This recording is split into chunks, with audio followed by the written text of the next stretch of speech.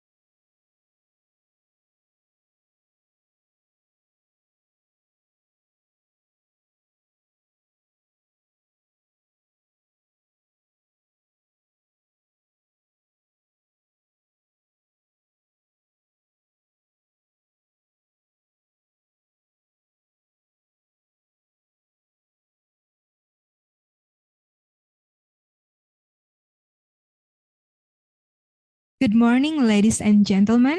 Welcome to all participants of the International Conference. We proudly present the second International Conference on Engineering, Technology, Economic, Social Affairs, Education, and Health Sciences 2022. The conference is intended to be a platform for interaction and information, sharing between academics and practitioners worldwide. We hope this event may eventually create opportunities for new ideas and share knowledge about engineering, technology, economic, social affairs, education, and health sciences. Host in the capital city of West Java Province, Bandung, Universitas Informatika dan Bisnis Indonesia We are honored to present you this international conference. I am Azwani Aulia, is standing here to welcome each and every one of you in this conference. It is an honor for me to introduce and welcome the guests at today's event. Head of Lembaga Layanan Pendidikan Tinggi Wilayah 4, LL Dikti 4, Dr. Muhammad Samsuri SPD MT, Aptisi Komisariat 6B, Profesor Dr. Insinyur Haji Edi Yusuf SP MSI MKOM,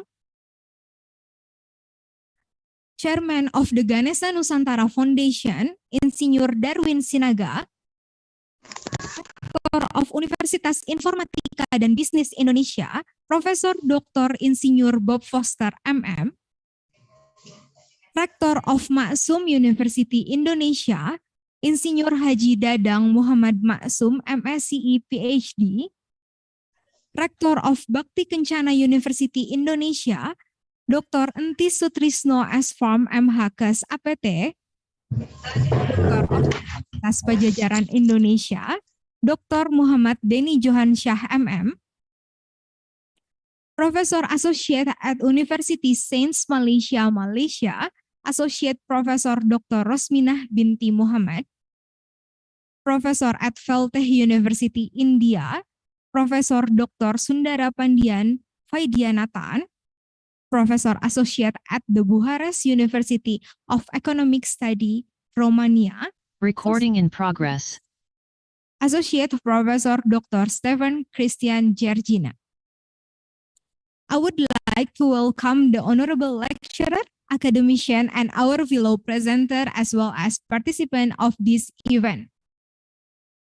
For a brief moment, we would like to invite you to rise and sing the national anthem of the Republic Indonesia, Indonesia Raya. May we all rise.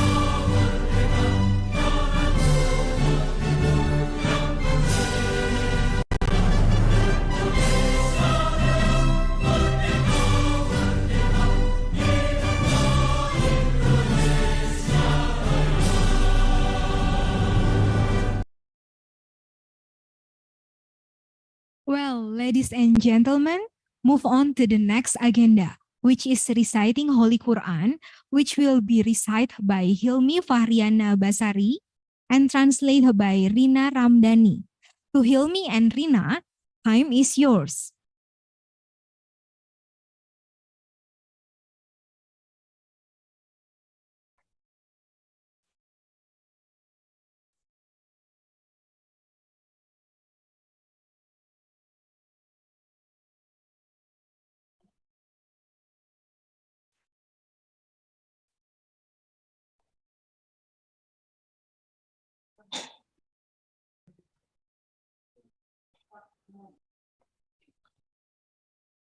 Assalamualaikum warahmatullahi wabarakatuh. Waalaikumsalam.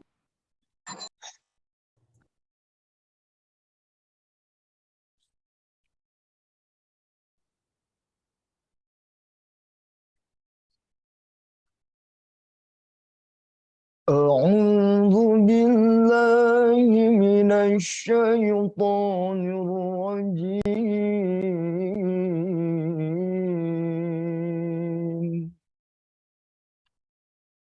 بسم الله الرحمن الرحيم.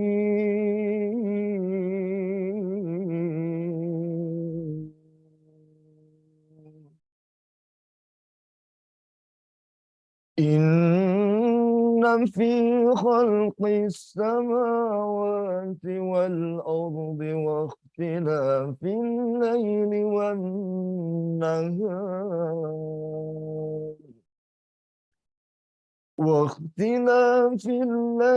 والنهار لآيات لأولي الألباب الذين يذكرون الله قياما وقعودا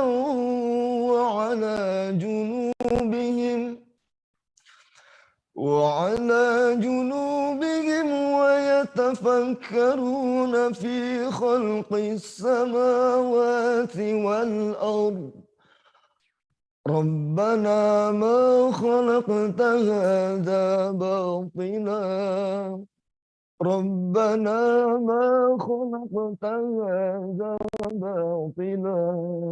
سبحانك فقنا عذاب النار ربنا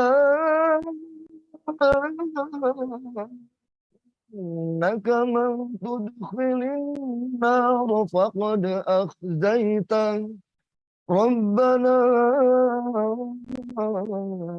إنك من تدخل النار فقد أخزيته وما للظالمين من أنصار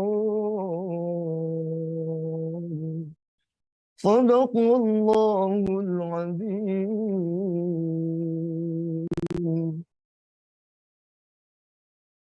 In the name of Allah, the most gracious, the most merciful. Verily, in the creation of the heaven and the earth, and the alternation of night and day, they are signs of Allah's greatness for people of understanding.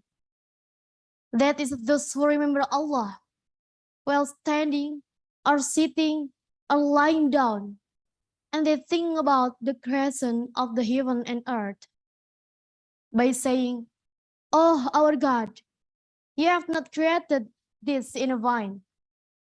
Glory be to you.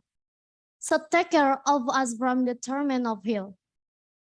Oh, our God, verily this whom you put into hell, then indeed you have humiliated them. And there is no helper for the wrongdoers. Glory to Allah, the Most Great." Assalamualaikum warahmatullahi wabarakatuh.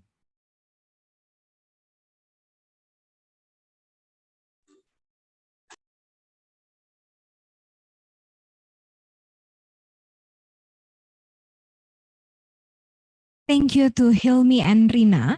May Allah always bless us. Amin. Today's meeting will give you many opportunities to discuss, share knowledge and insight. The next agenda is speech. The speech will be delivered by Conference Chair of ICoETESAH 2022, Dr. Haji Muhammad Deni Johan Shah MM. Mr. Deni, floor is yours.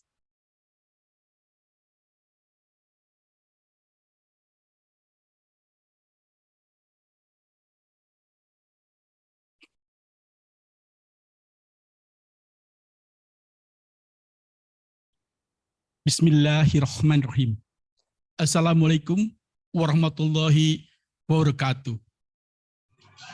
On this lovely morning, firstly, I would like to welcome the Honorable Head of LLDT Region 4, Dr. Muhammad Samsuri, SPD, MT, the Honorable Chairman of the Ganesha Nusantara Foundation, Insinyur Darwin, the Honorable Rector of UNIBI, Professor Dr. Insinyur Bopester MM, the Honorable Rector of Maksum University, Insinyur Haji Dadang Muhammad Maksum MSc PhD, the Honorable Chairman of the APC Region 4, Jawa Barat, Professor Dr. Insinyur Haji Edi Yusuf, SP MSc MCom, the Honorable Rector, Vice Rector, Deans, Head of Study Program, and Fellow Researcher. Furthermore, please accept our highest gratitude to all the distinguished keynote speaker, Dr. Rusmina from University Science Malaysia, Professor Dr. Insinyur Bopester MM from Universitas Informatika dan Bisnis Indonesia or UNIBI Indonesia, Insinyur Haji Dadang Muhammad Maksum MSc PhD from Maksum University Indonesia, Dr. Entri Sutrisno SPAM MHKes Apotheker from Universitas Bakti Kencana Indonesia, Profesor Dr. Sundara Padianathan from Caltech University India, Associate Professor Dr. Stephen Christian Jadjina from Bucharest University, Romania. Finally, I would also give our warmest welcome to all the participants of the International Conference on Engineering, Technology, Economic, Social Affairs, Education and Health Sciences 2022 or ICoETESAH 2021. Good morning and best wishes for all of us. First of all, let me introduce myself. I am Muhammad Deni Johansah, a chairman of the ICoETESAH 2022 committee. This international conference was held in collaboration with private universities in the APTC Komisariat 6B LLDT for Jawa Barat and Banten region. I also would like to thank the rector of UNIBI for agreeing to host the conference. Before we start, let us express our gratitude for the presence of Allah Subhanahu wa Ta'ala. Because with His permission, today we can gather here to join together for the ICoETESAH 2022 with the themes research based on engineering, technology, economic, social affairs, and health science for the new life force pandemic COVID-19, which was held by UNIBI. The presence of the coronavirus disease 2019 or COVID-19 pandemic has changed the world order in short time. Perhaps no one ever imagined the pandemic would cause such profound human suffering. Even in short time, this pandemic has spread rapidly on wide scale and caused many casualties. Sociologically, the COVID-19 pandemic has caused unplanned social change. This condition means that social change occurs sporadically. It is a condition that the community is not decided and has led to social disorganization in all humanities aspects. Hopefully, this international virtual conference can contribute to the Indonesian people facing the COVID-19 pandemic with a holistic approach in collaboration in science and technology. We are confident that ICoETESAH 2022 will have significant role in developing the Indonesian science and technology for the COVID-19 pandemic. Besides, the comprehensive culture can be a base for cultivating positive character and behavior for researcher, being honest, objective, integrity, and fairly respecting other researcher. Fellow lecturer and research student, we want to emphasize that the favor of participant at the conference will be published in various international proceedings and international journal following their respect knowledge cluster. Today, conference have more than 800 participants from more than 5 countries. It marked the history of the SCANS conference, and we are confident that will be organized more conferences in the years to come.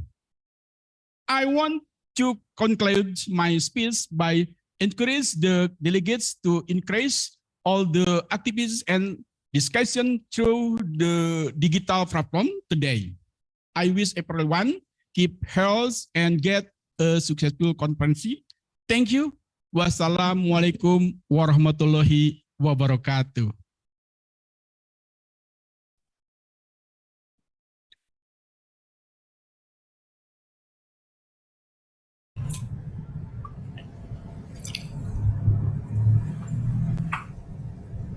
Thank you, Mr. Denny Johansyah, for your time.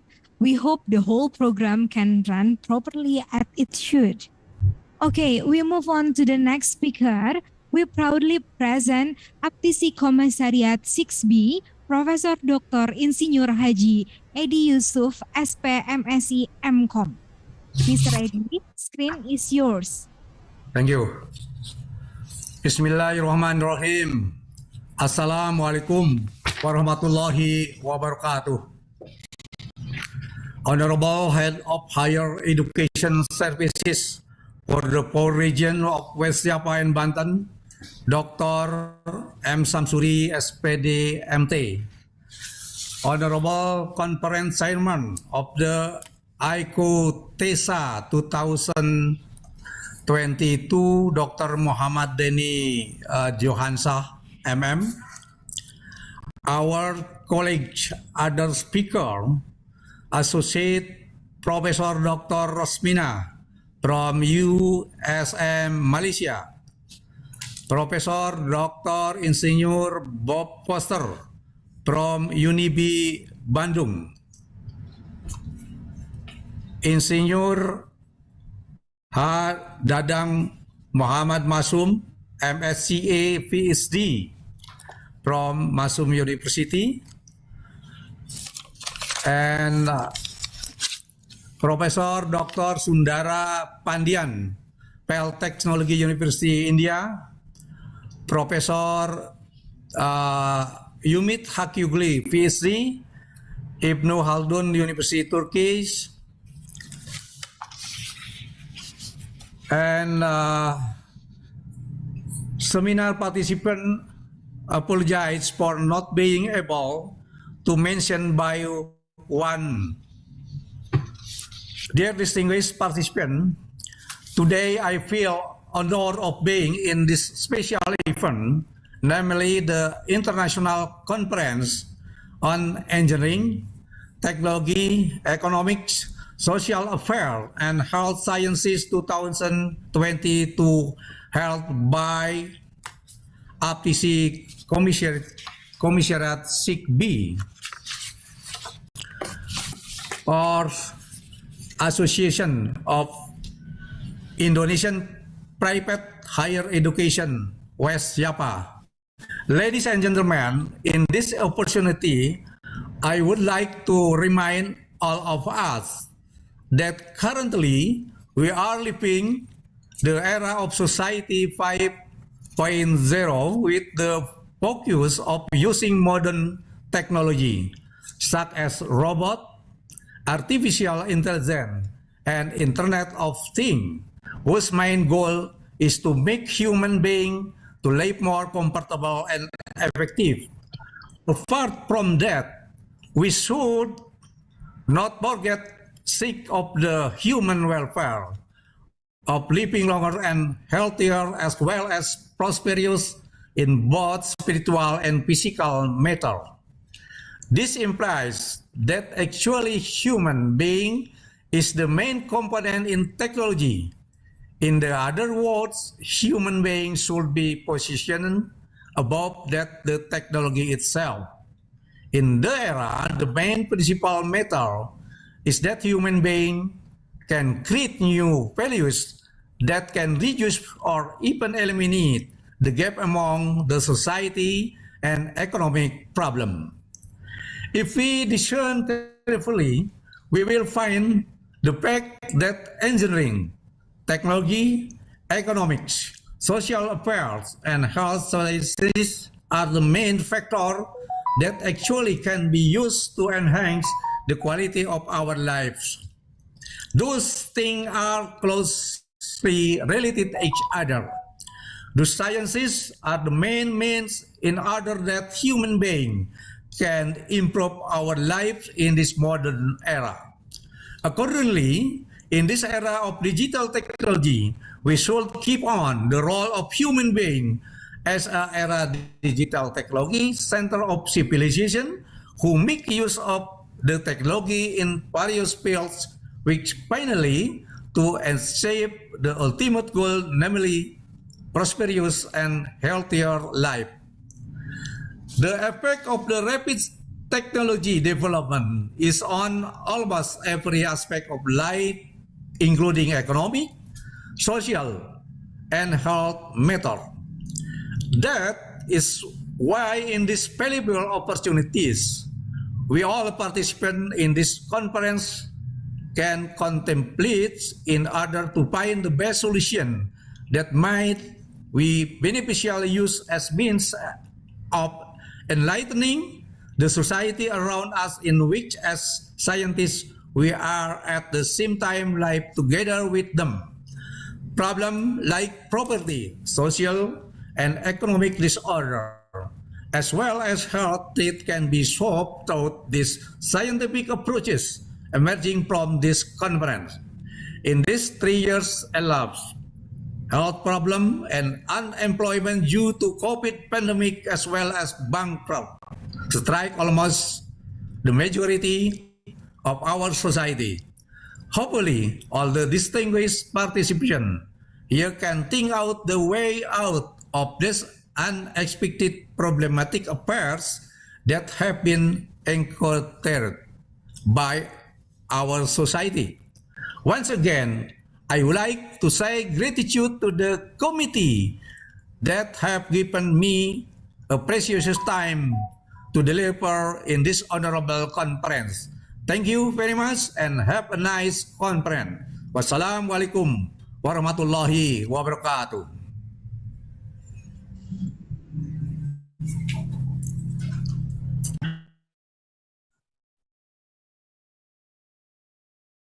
Thank you, Mr. Edi, for your support to us. Hopefully, we can further develop our works on the national and international stage. Okay, next we proudly present Head of Regional Higher Education Service Institution, LLDT 4, Dr. Muhammad Syamsuri, SPD, MT. Mr. Syamsuri, floor is yours. Thank you very much. Assalamualaikum warahmatullahi wabarakatuh. Good morning, everybody. The Honorable Head of APTC for Region B, Professor Dr. Edi Yusuf, the Honorable Chairman of this international seminar, ICoETESAH, our respective all of presenter, our respective all of participant in this international seminar.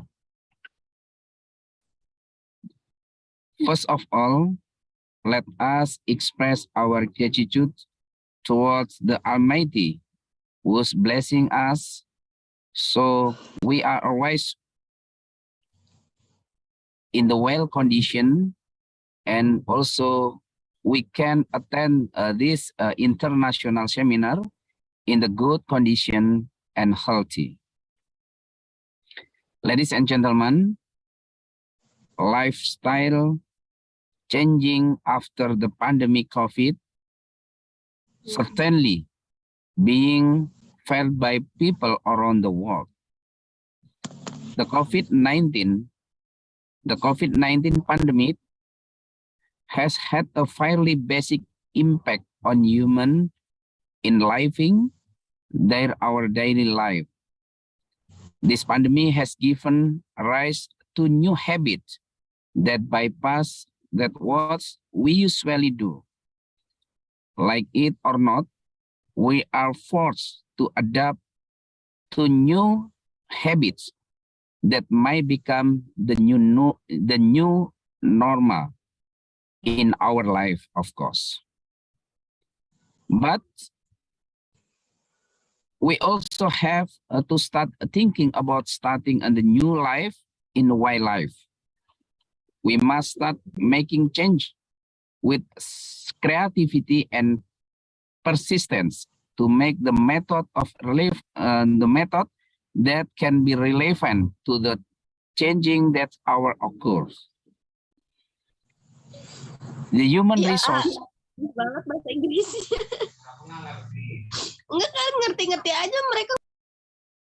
The human resource competencies that must be possessed in the 22nd century according to the 21st century.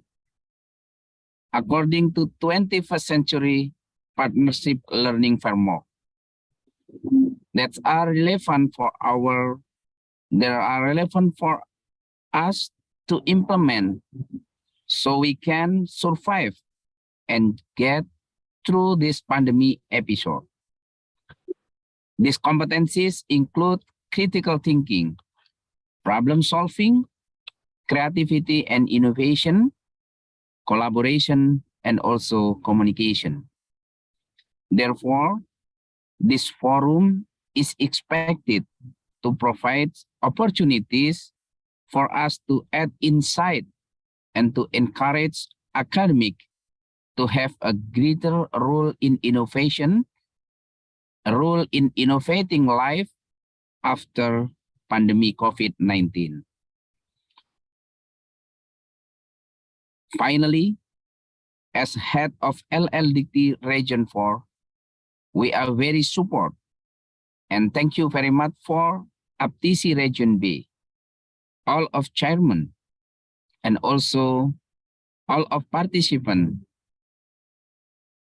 to discuss and to give good benefit in this international seminar. Finally, we hope this international seminar will be success and also all of us can be healthy in the new normal. Thank you very much for your kind attention. Wassalamualaikum warahmatullahi wabarakatuh. Waalaikumsalam warahmatullahi wabarakatuh.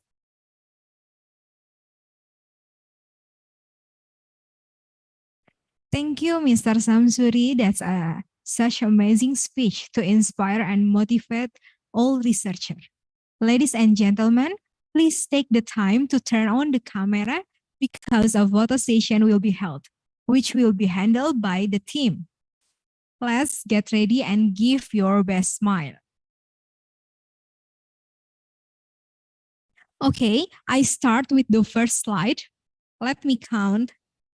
1, 2, 3. Another slide. Let me count. 1, 2, 3. Okay, we enter the long-awaited event, which is a discussion with our keynote speaker, Associate Professor Dr. Rosminah binti Mohammed from University Sains Malaysia. Before that, let me read the CV of our extraordinary keynote speaker. Associate Professor Dr. Rosminah Mohammed, she is a university lecturer and health economic consultant at School of Health Sciences, University Sains, Malaysia. She is currently the person in charge for the cosmic system at Hospital University Sains, Malaysia. Her experience in public sector, she used to work at two different international pharmaceutical company in Malaysia. In 2016 till 2009, she completed her study on PhD program at Westphalia's Wilhelm University, Münster, Germany. This is the starting point of her expertise, where she was given an opportunity to involve in the Romanian healthcare reformation project in Bucharest, led by WHO in 2007. As an academician, she is committed in teaching, research, and supervision locally and internationally. Mr. Rosmina, the screen is yours.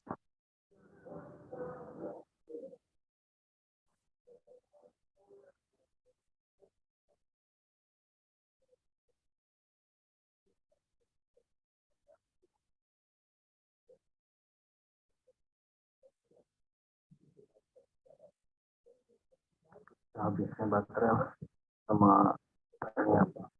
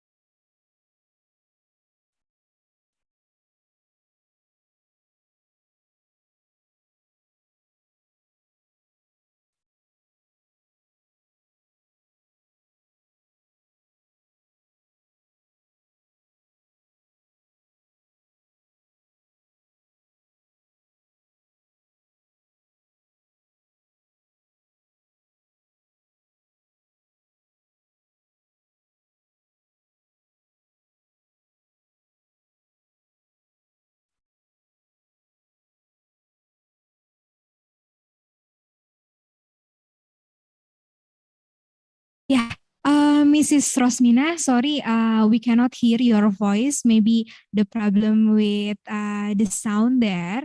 So we still wait your presentation. Thank you.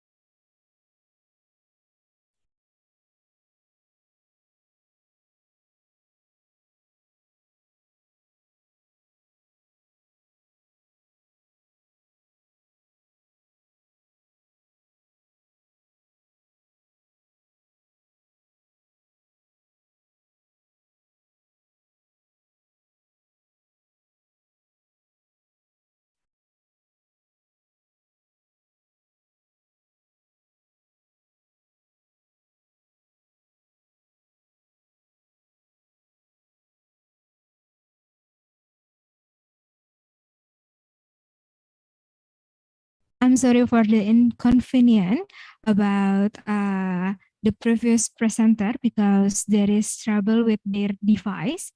So we move to the next presenter, which is paper presentation from the Rector of Unibi, Professor Dr. Insinyur Bob Foster MM. Before that, let me read the CV of our extraordinary keynote speaker.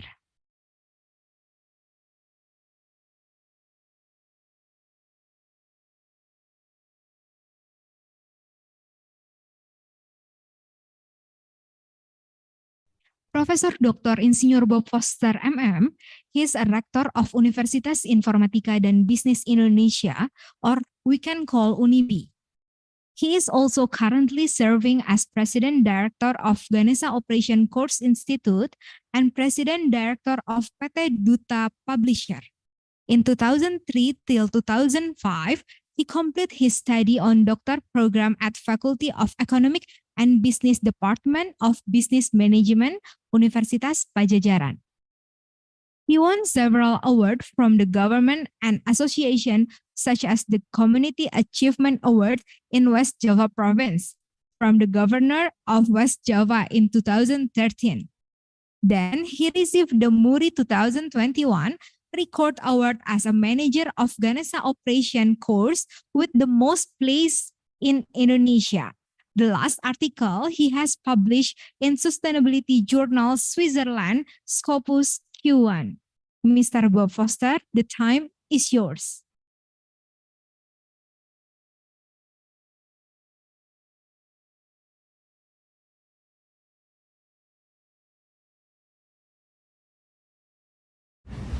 To begin, I would like to thank you for the opportunity to present in the International Conference on Engineering, Technology, Economics, Social Affairs, Education, and Health Sciences.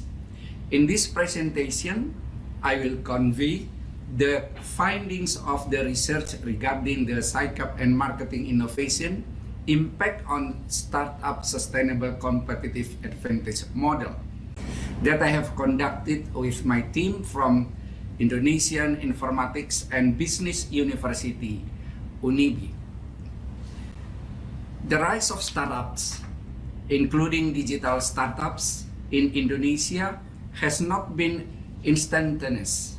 It began in the year 1998, originating from various businesses using personal websites as its first medium. This was supported by the development of the internet, which brought about the increase of technological literacy. Since March 2019, Indonesian startups underwent yet another increase. This is supported by the data found by the Indonesian Creative Economy Agency, or BECRAF, which projected a 20 to 30% growth in the year 2022. This is due to a number of factors. A high demand for digital solutions in business, industry, logistics, and in other sectors, mobile devices becoming a more widespread commodity, and a growing middle class population. Indonesia is the country with the 5th largest number of startups in the world, with total of 2,074 startup companies. This puts Indonesia second after India, which has most startups in Asia. Regarding the growth of internet users in Indonesia, Kamto explained that the need for internet connectivity, users and investors has been provided. Because of this, now this is the best time for Indonesian digital startups to develop their companies. As of January 2019, there are currently over 300 unicorn startups in the world, with the highest number of Southeast Asian startups being from Indonesia. Figure 1 shows there are currently 4 unicorns based out of this country, which are Gojek, Traveloka, Bukalapak, and Tokopedia. This doesn't include the many unicorns originating from other countries that have spread to Indonesia, such as Singapore's Grab, India's Zomato, or China's ByteDance. In the figure we see Indonesian startup growing rapidly since March 2019. Startup in Indonesia reached 2,074 companies and occupied the 5th position in the world. Indonesia is the fastest growing startup in Southeast Asia unicorn. Gojek, Traveloka, Tokopedia, and Bukalapak are examples of startup who grows as the unicorn in Southeast Asia. Research background. According to International Data Corporation, Indonesia has become the largest spender on IT in Southeast Asia. The public sectors invest heavily in upgrading its internal infrastructure, and the private sectors do so as well to enhance customer service in order to gain a competitive edge in the marketplace. It is critical for both types of sectors because in 2029, Indonesia will have a massive 125 million internet users. On top of that, a study by Deloitte 2011 claimed that the internet in Indonesia in 2016 contributed to 2.5% of the country's GDP, up from the mere 1.6% in 2011. The growth of internet usage has further encouraged Indonesians to purchase smartphones, subscribe to monthly data packages, and make online purchases. Leveraging these trends in Indonesia, there is a disruptive force of information technology in the next few decades to come. A large number of companies are experiencing digital transformation all over the world. According to NetApp Indonesia, 3 information technology or IT trends are currently on the rise in Indonesia. As seen on figure 2, data are becoming the new currency. Secondly, more and more new platform models will take over the traditional channels. And lastly, corporate growth is now depending significantly on cloud computing. Presently, e-commerce and fintech are the two big and flourishing markets in Indonesia.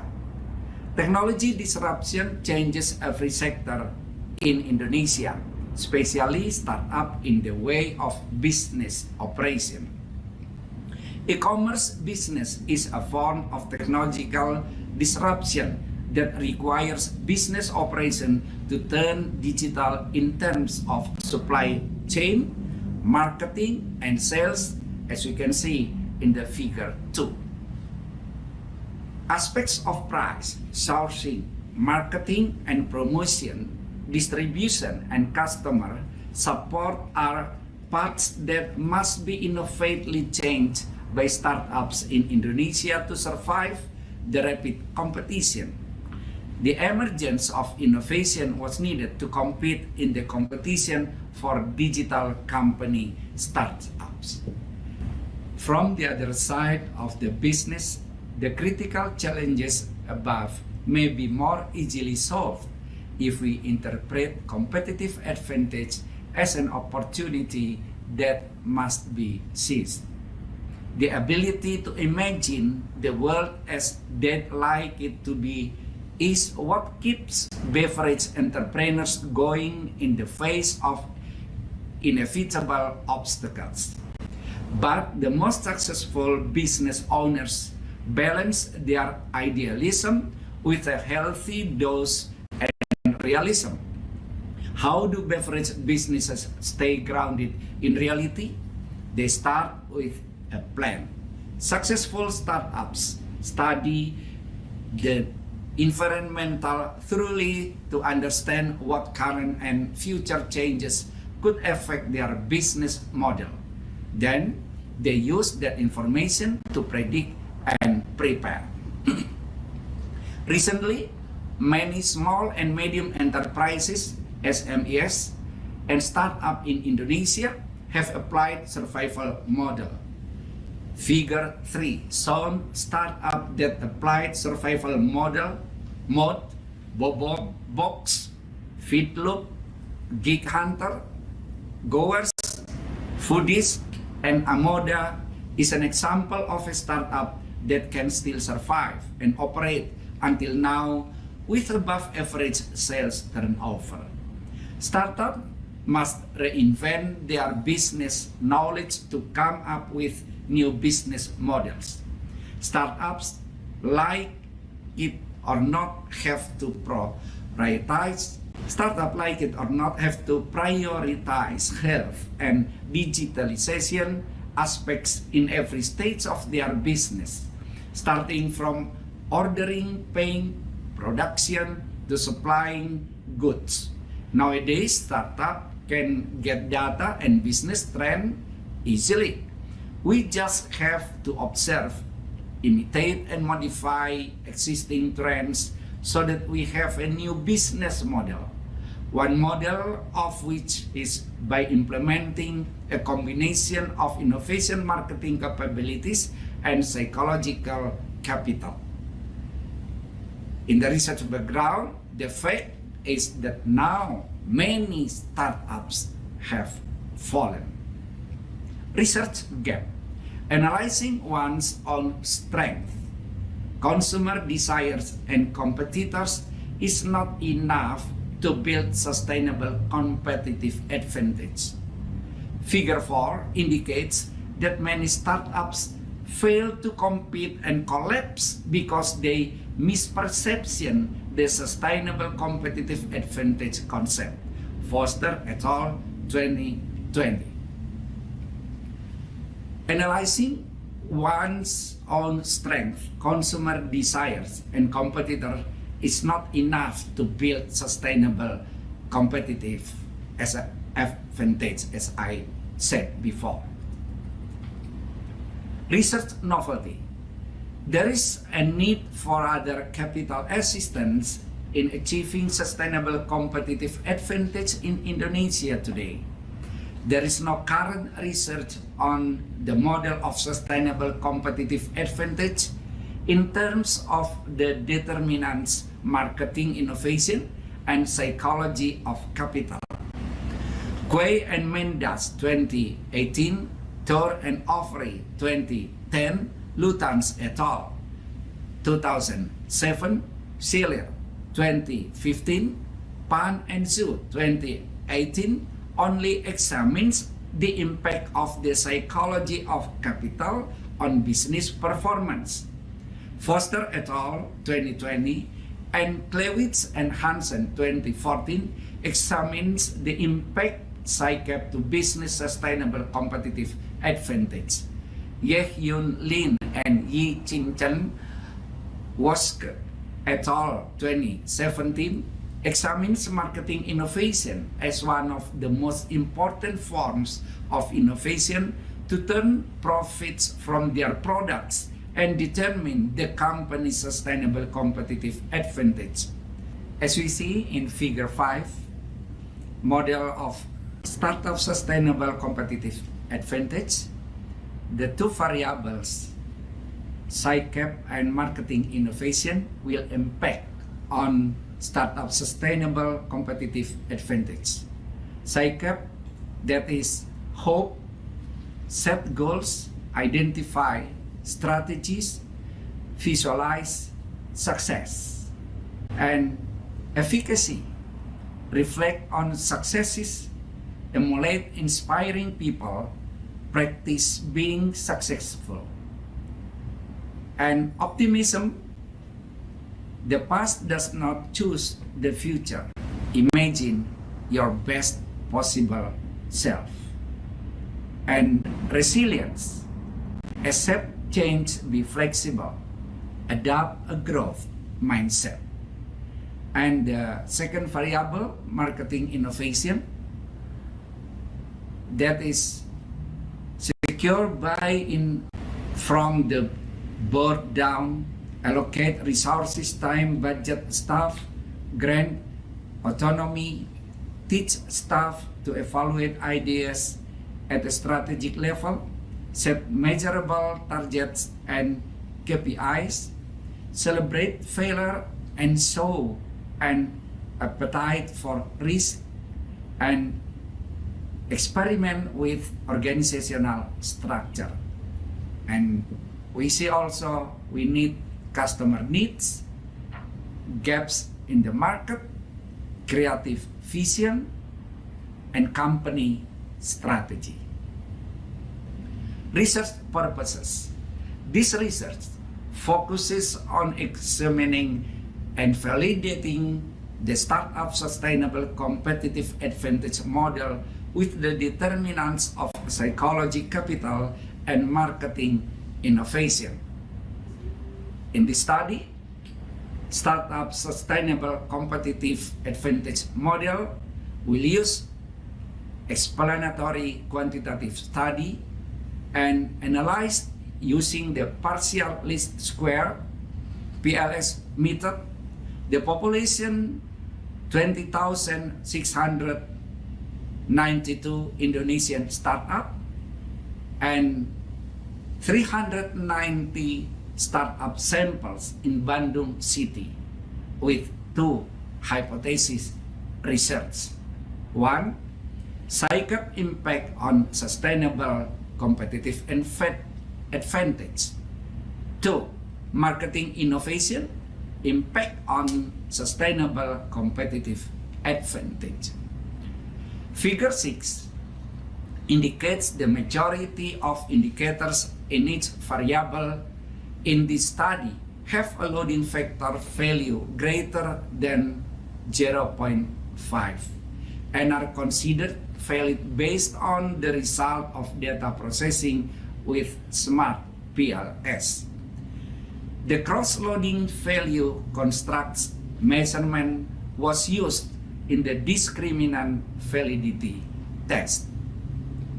Figure 7 shows the reliability of measurement model is good.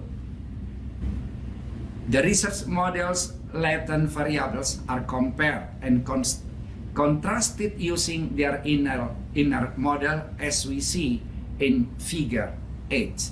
As we see in figure 8, hypothesis measurement and the structural model, we can see the variable marketing innovation,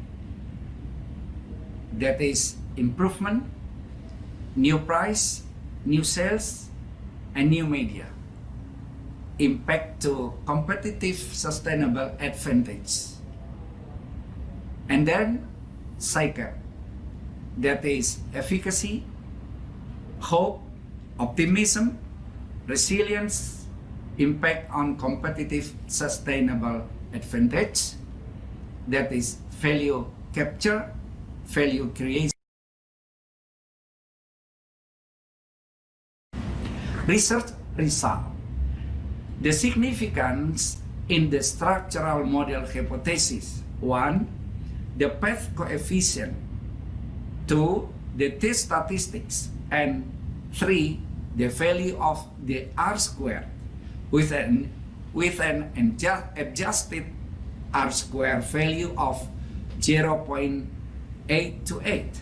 The two predictor variables can account for 8 to 8.8% of the startup sustainable competitive advantage variable. The predictor variable has a partial effect on the response variable. Hypothesis 1, as the significance value of t for the two variables is 0.034, which is less than 0.05. H0's claim that the CICAP has a significant impact on long-term competitive advantage is accepted. Hypothesis 2, the claim that H0 marketing innovation has a significant impact on long-term competitive advantage is accepted. Figure 9 shows that psychology capital makes the biggest contribution to a startup business sustainable competitive advantage model in the city of Bandung. Startup in Bandung City can focus more on marketing innovation that has lower contribution in creating business sustainable competitive advantage model. Price strategy, sales innovation, innovation in media promotion, and improvement in distribution must be a concern for startups in the city of Bandung if they want to maintain a sustainable competitive advantage. Hope, efficacy, resilience, and optimism with marketing innovation in price, product, resource, packaging, and distribution significant as determinant in building model of startup business sustainable competitive advantage model. CICAP has the biggest contribution and a significant impact on startup sustainable competitive advantage. Marketing innovation has a significant impact on startup sustainable competitive advantage. This result support Quay and Mendes 2018, Woken et al. 2014, Wang 2015, that describe how organizations react, operate, and adapt to any change determines the survival of the company. Startup change in inevitable process, whether on a personal or organizational level, is needed. It is also associated with risk and therefore must be managed effectively in order to be successful person. This result also supporting was et al. 2017 that combines several studies in creating an excellent and sustainable organizational performance model.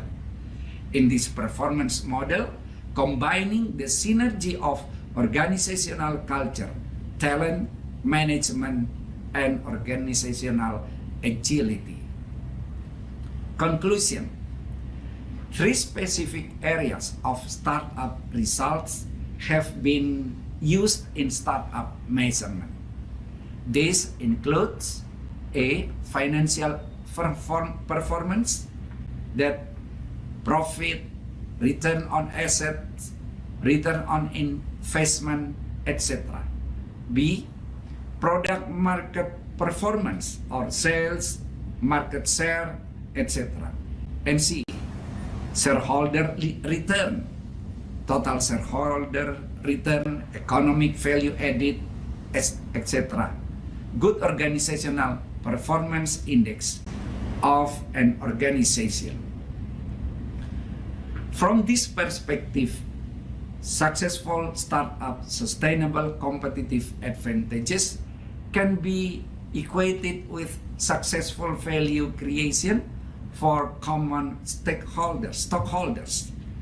The way organizational resilience is implemented is also unique, but research has shown that there are common attributes and behaviors exhibited by organizations that survive and thrive during times of change and uncertainty.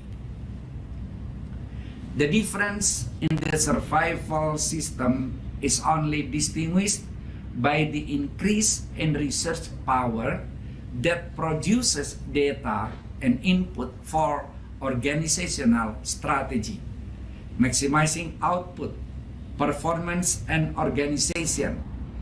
This way of surviving is called progressive. Competition can also be done to determine the organization's research strategy. In a broader definition, sustainability relates to the impact of actions taken at this time, with various choices available in the future. To achieve a sustainable competitive advantage requires a balanced synergy between dimensions that build constructs the psychological, cognitive, and emotional dimensions represent work engagement, the dimensions of innovation, attention, outcome orientation, competitiveness, and adaptivity represent organizational culture. Dimensions of transparency, accountability, responsibility, independence, and fairness represent compliance, the product dimension. To achieve a sustainable competitive advantage requires a process. Marketing represents innovation, dimensions of product effectiveness, uniqueness, product differentiation, and cost leadership represent sustainable competitive advantage. Thank you very much for your attention today. Thank you.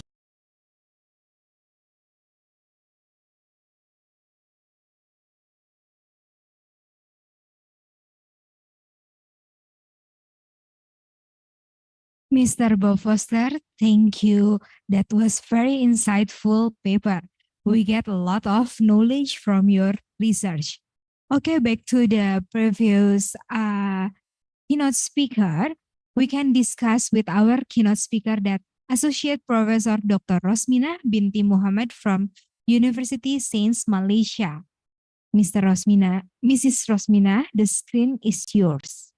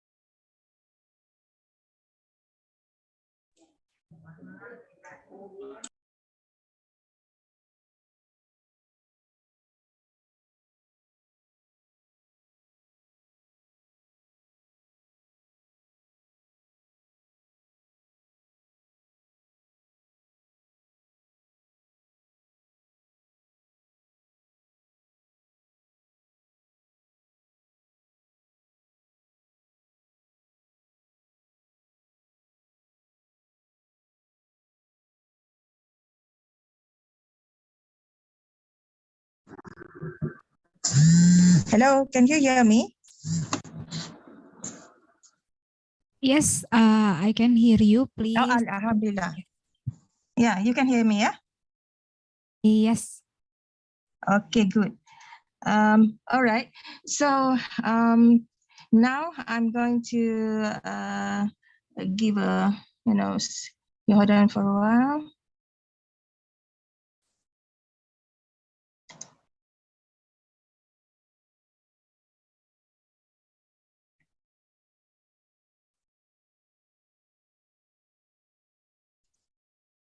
Hang on. This one is not.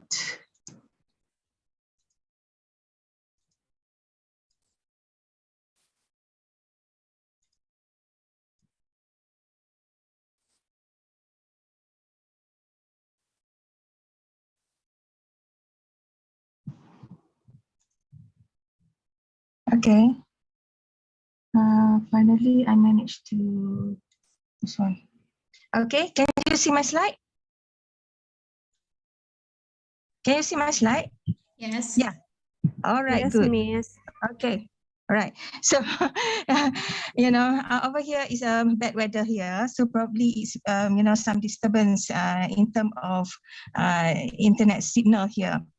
So, but okay, since you are available, you are there and able to see my slide. So I will continue with my knowledge sharing here. So today, this morning, I will share 30 minutes knowledge sharing about cosmic system, which is which I'm going to focus on the hospital management tool. Yeah, first of all, I would like to bring your attention to the current situation in the world. Yeah, so for the post-pandemic condition, you can see many countries in the world experiencing the inflation of the healthcare expenditure. So same goes to our countries. Yeah, after the pandemic, which is post-endemic of COVID-19, so our Ministry of Health struggling with the expenditure of healthcare, but not only due to the pandemic situation, the healthcare inflation is also due to many reasons. Yeah, for example, in the improvement of healthcare happening every year, where we can see lots of demand from the population towards medical care, and also due to the appearance or innovation of the technology in medical, and also increasing a number of healthcare personnel also would be the cost driver to the increasing of the healthcare expenditure, as well as the increase of the aging population in the world. Therefore, from all this, it is it's very difficult to manage a hospital. Yeah, so due to the demand from the population and also the cost inflation, every year, so it is kind of challenges to the hospital to manage the organization. Therefore, we need to have some kind of correct cost information for the organization, in order for the health organization to deliver the health provision effectively. So how are we going to do that? Yeah. So how are we going to do that? So right now we are focusing on the case-mix system, which is the international approach of hospital management tool. Yeah. This is a general term, for the case-mix system in terms of its utilization, which is we use case-mix system for as the hospital management tool. So for this session, I will share with you about the case-mix system, mainly to introduce you what is case-mix system as related its function as a hospital management tool, and also will explain the benefit of adapting the case-mix system. Definition of the case-mix system. Case-mix system is a patient classification, the patient classification system, full mouth. Is a patient classification that classify patient into classes, which is having the similar resources and also the same clinical criteria. The patient that we are classified mainly the inpatient care. Yeah, so we classify the patient into a homogeneous group, what so-called diagnosis related group. In short, is DRGs. Yeah, so this is the general term of case-mix system. The keywords here is classification. We classify a patient into a similar group, a homogeneous group which having similar resources and similar clinical criteria. For you to know, in the world, many developed and developing countries are now adopting case-mix system in their healthcare system. Now you can see, the European country, the Americans, the ASEAN country, also many countries are adopting it. Yeah, as you can see, my DRG is the case-mix system currently used in Malaysia, particularly in teaching hospital. Yeah, so my DRG is a Malaysian version of case-mix system, and this version actually was adopted and adapted in Indonesia, what is known as INA DRG. Yeah, you all must know this is INA DRG. Yeah, and in the Philippines as well, adopting my DRG, adopting and adapt into your local needs. That's what happening. Yeah, and another country that's adopting my DRG are Mongolia and also the Uruguay. Yeah, so they are adopting my DRG and adapt for their local needs. Yeah, so if I'm not mistaken, now Indonesia is in the second round of adopting, implementing INA DRG. Okay, all right. The objective of adopting case-mix system generally is to categorize the patient with a common clinical attributes and similar outputs, utilization, or pattern of clinical meaningful group. This is the general reasons why many countries adopting case-mix system, and also they want to see what sort of activities happening or actively there offering by the or treating by the healthcare provider and at that hospital. So they are actually adopting case-mix system generally to describe hospital activities. Perhaps they want to do it for benchmarking in the future and many other reasons. Yeah, now those are two general reasons why people adopting case-mix system, and specifically they have their own objective of adopting case-mix system, such as to set a patient charge or to establish the pay for performance for their medical staff, or they would just want to improve their quality and increase efficiency of healthcare providers and many more. So specific objective is depend to the healthcare organization, what they are attended atau they are intend to. Okay, so for those countries to implement the case-mix system is not easy. They need to fulfill certain criteria for the country or for the healthcare organization to adopt case-mix system in their healthcare facilities or in their healthcare system. The first requirement is they need to have an accurate diagnosis. Yeah, the doctor need to define properly what is the primary diagnosis and what is the secondary diagnosis clearly in their discharge notes. Yeah, so if if anyone doctors in this conference, you must understand what it's all about. When I mentioned the primary diagnosis and the secondary diagnosis. The primary diagnosis is the reasons why the patient go to you and seek healthcare provision.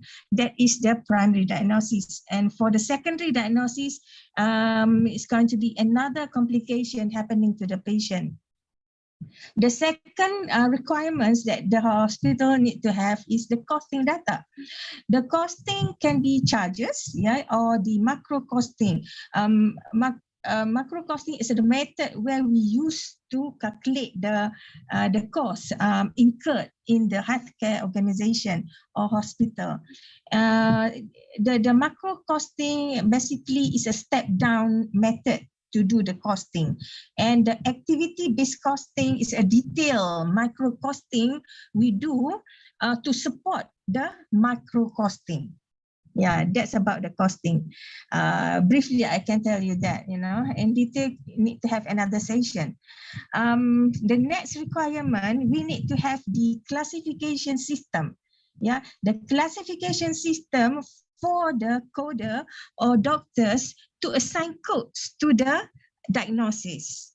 So this is distributed or created by the WHO. Yeah, the WHO required us to refer to the ICD-10 for us to identify the right code for diagnosis, whereby for the procedural clinical coding, we need to follow the ICD-9-CM. Yeah, so these two books, and nowadays it is accessible online. Yeah, so these two references are really important to identify which code is suitable or fit to the patient's condition.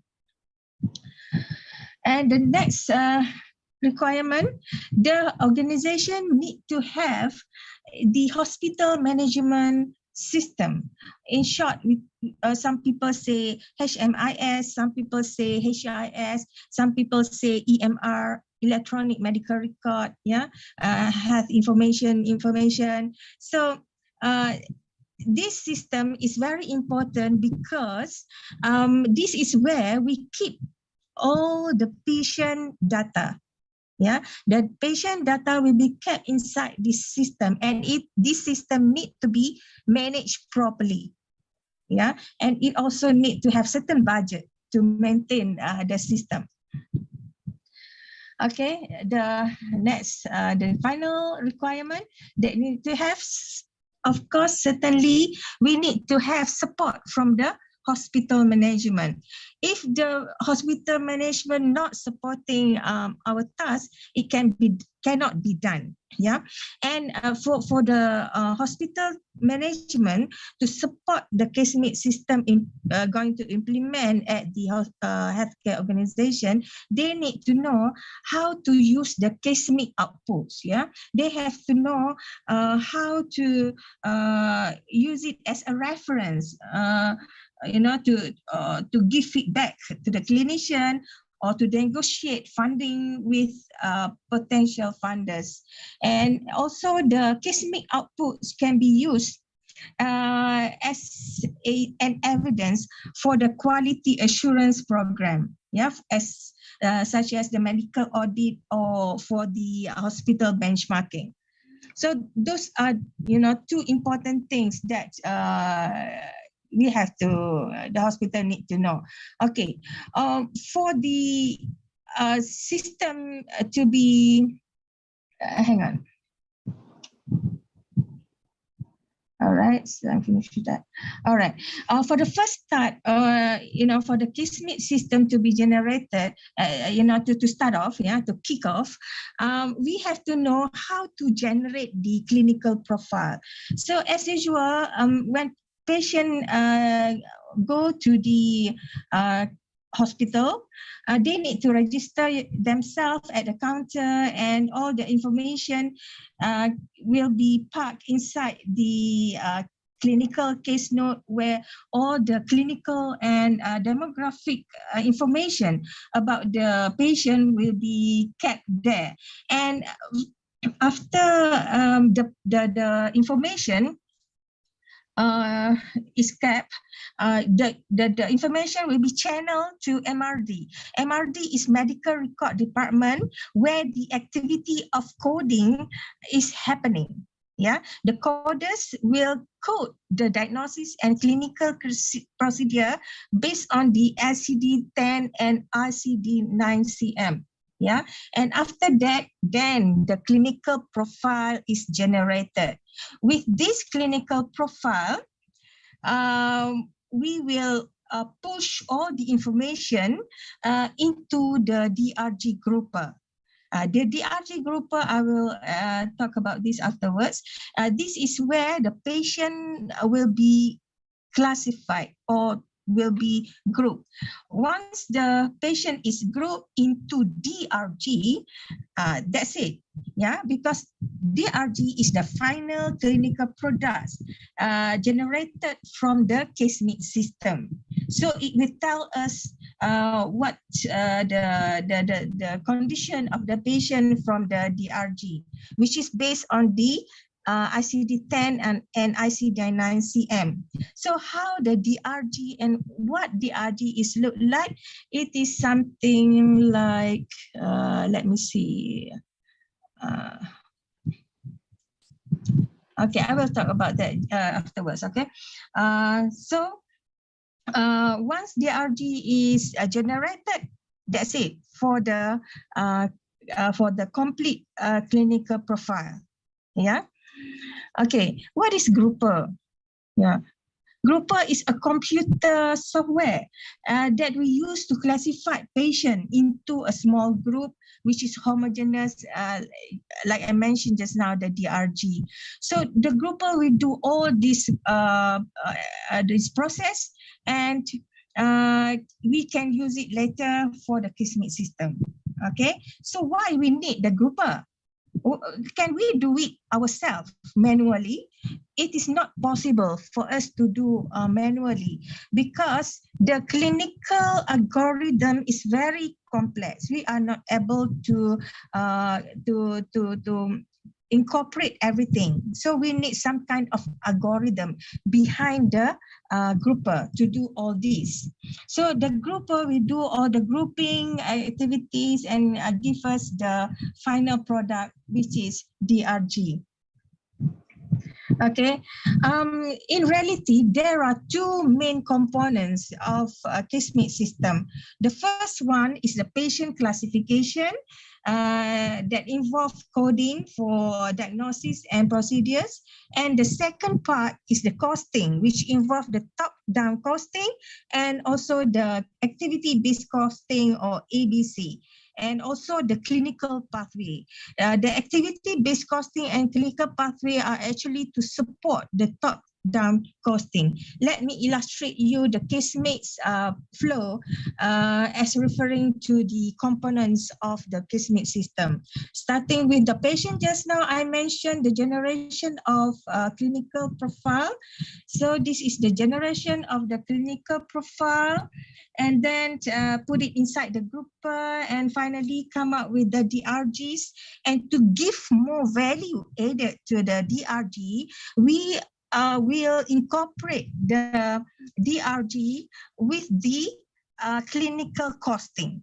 Yeah, the clinical costing will be inside the CCM, which is another software for the costing of casemates. Yeah, so we incorporate the value of the financial clinical with DRGs, and it will generate the cost weight and finally the DRG tariff. Yeah, the DRG tariff is the break-even cost to treat the DRG patient. Okay, so over here, you can see the illustration. There are two major components. The first part is the patient classification, and the second part is the costing. So that's why casemate system comprised of two components, the patient classification and the costing component. Okay, this one, this is the DRG looks like, you know, at the left column, the second left column there, my DRG. That's how the DRG looks like, and the definition of the alphanumerical series. Yeah, the DRG is actually an alphanumerical series where you have the alphabet and also the numbers. Yeah, so each DRG represent a specific diagnosis. Yeah, as you can see there, the W numbers and the another small numbers inside behind that. Yeah, so what's the definition of those alphanumerical series? Yeah, so this is the alphanumerical series. The A is meant for CMG, cost major group. Yeah, the cost major group, which is referred to the ICD-10. And the second one is the DRG type, whether it is a surgery case or medical case. And this one is the case type based on DRGs. And the behind there is the severity level. Yeah, so the severity level, we have 1, 2, 3. Yeah, the one is severe, second one moderate, and the third level is critical. Okay, so that's what it meant, you know, from the alpha numerical series. I just want to show you this one, the interface of the DRG grouper, and this one, the interface of the CCM software. Yeah. So the casemate outcome, we can have several outcomes, which is very, very important and benefit to the hospital management. So over here at this station, I will show you some of it. I'm not able to show it all because it's too long. So I just mentioned, you know, the important one only. This one, just the variables for the hospital performance. For example, like the bed complement, number of admission, this number of discharge, number of death, and so on. So we can see the value from the casemate outcomes. And this one, you can see the surgical split. Yeah, surgical split. How many people belong under the surgical and also the surgical as related to the CMG. This one, another variable. There you can see that the gender of our patient, and this one the length of the age. So from this data, we can know our patient belong to what age. Yeah, and this one is meant for the severity level, resource use. The behind there, the severity level 1, 2, and 3. So we can know how many patients have been treated as severity 1, 2, or 3. And this one is the length of stay. how many days they stay in the ward. Yeah, for the medical split and the for surgical split, the hospital management will see all this and try to think what they need to do for the future plan. So this one is the costing for each department. Yeah, it can be generated from the case me outcome, the cost of each department under the hospital. So we can see how much they have spent, how much total cost per patient they have treated. So everything will be here. All right. So the tariff, I need to mention about the tariff because each hospital or each organization will have a different tariff.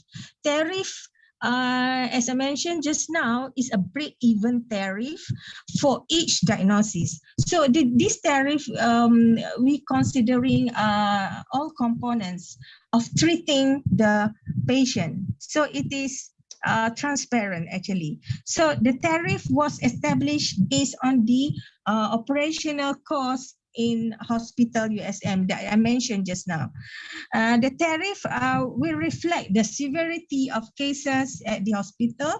High severity definitely will carry more cost as compared to the low severity.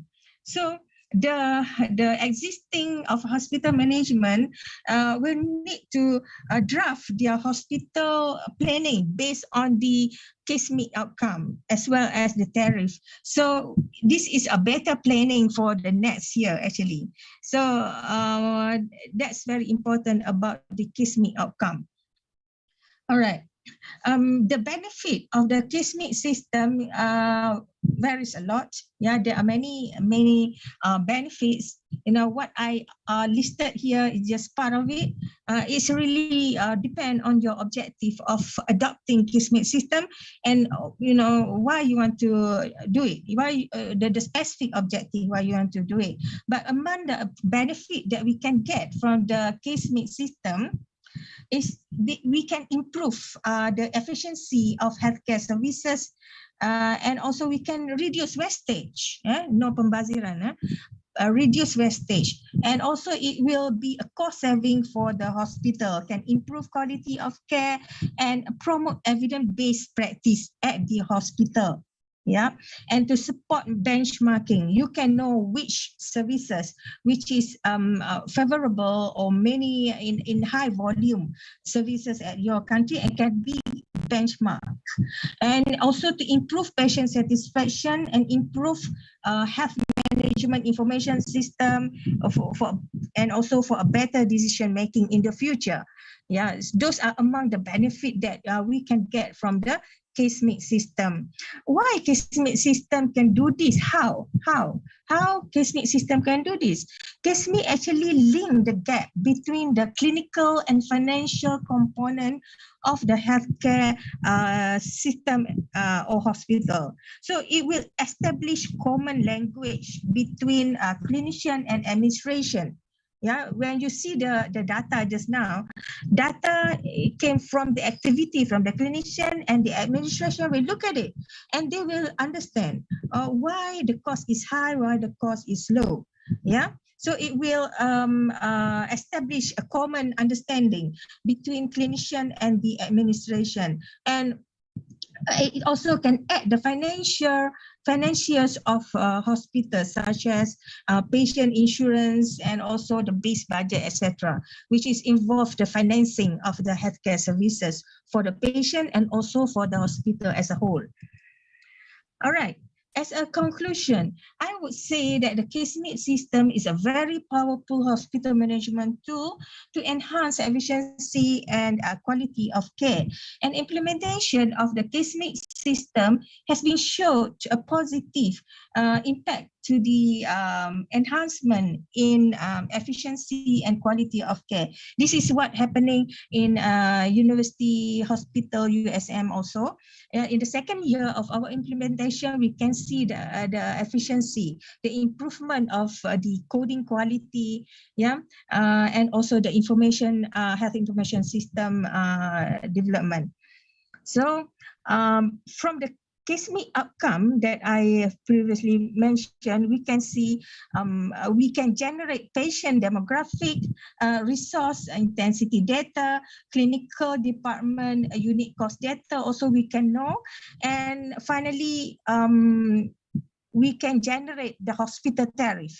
Yeah, this is exclusive to each hospital or health organization. With this four case me outcome, actually really helpful to the hospital management to plan their activity, their budget allocation for the years to come. So the hospital management need to understand what it's all about and how to utilize the case mix outcomes for their future planning and financial allocation to be fair and square. So I guess that's from me for 20 minutes or 30 minutes or so to generally explain to you what is case mix system. So for this, I would like to say thank you to the organizer and the participant for your attention. If there are any question, I would love to respond. Thank you very much. Assalamualaikum.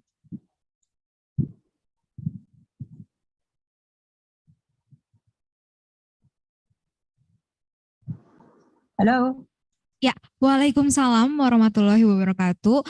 Mrs. Rosminah, thank you for your presentation. Let me read the question from chat box from Ayuning Budiati.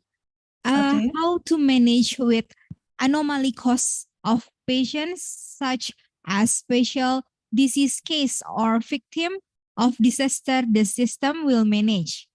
Does the algorithm also adapt it, or has the algorithm managed that variable? Okay, thank you very much for the question. It's a good question because the abnormalities of diseases is actually incurred high cost in certain circumstances. Yeah, if the patient is incorporate with the high cost, there's going to be another fund which is bundled out from the case mix system. Yeah, it is happening at each hospital, the related hospital. The hospital need to have another bundle for cases with the high cost. Yeah, because the patient categories mainly based on the algorithm, and if the cost is so high due to the severity 3, it will be pushed inside the another bundle, of course. Okay, is that clear? Okay, thank you. Yes, it's very clear. Thank you. Thank you very much. Yes. Thank you for your time, Mrs. Rosmina. We wish to collaborate with you in another session. Thank you very much for everyone. Yeah, myself can be contacted from my email. Yeah. Yes. Thank you. We'll inform your email to the participant. Okay. Thank you very much. Then bye bye. Assalamualaikum. Bye.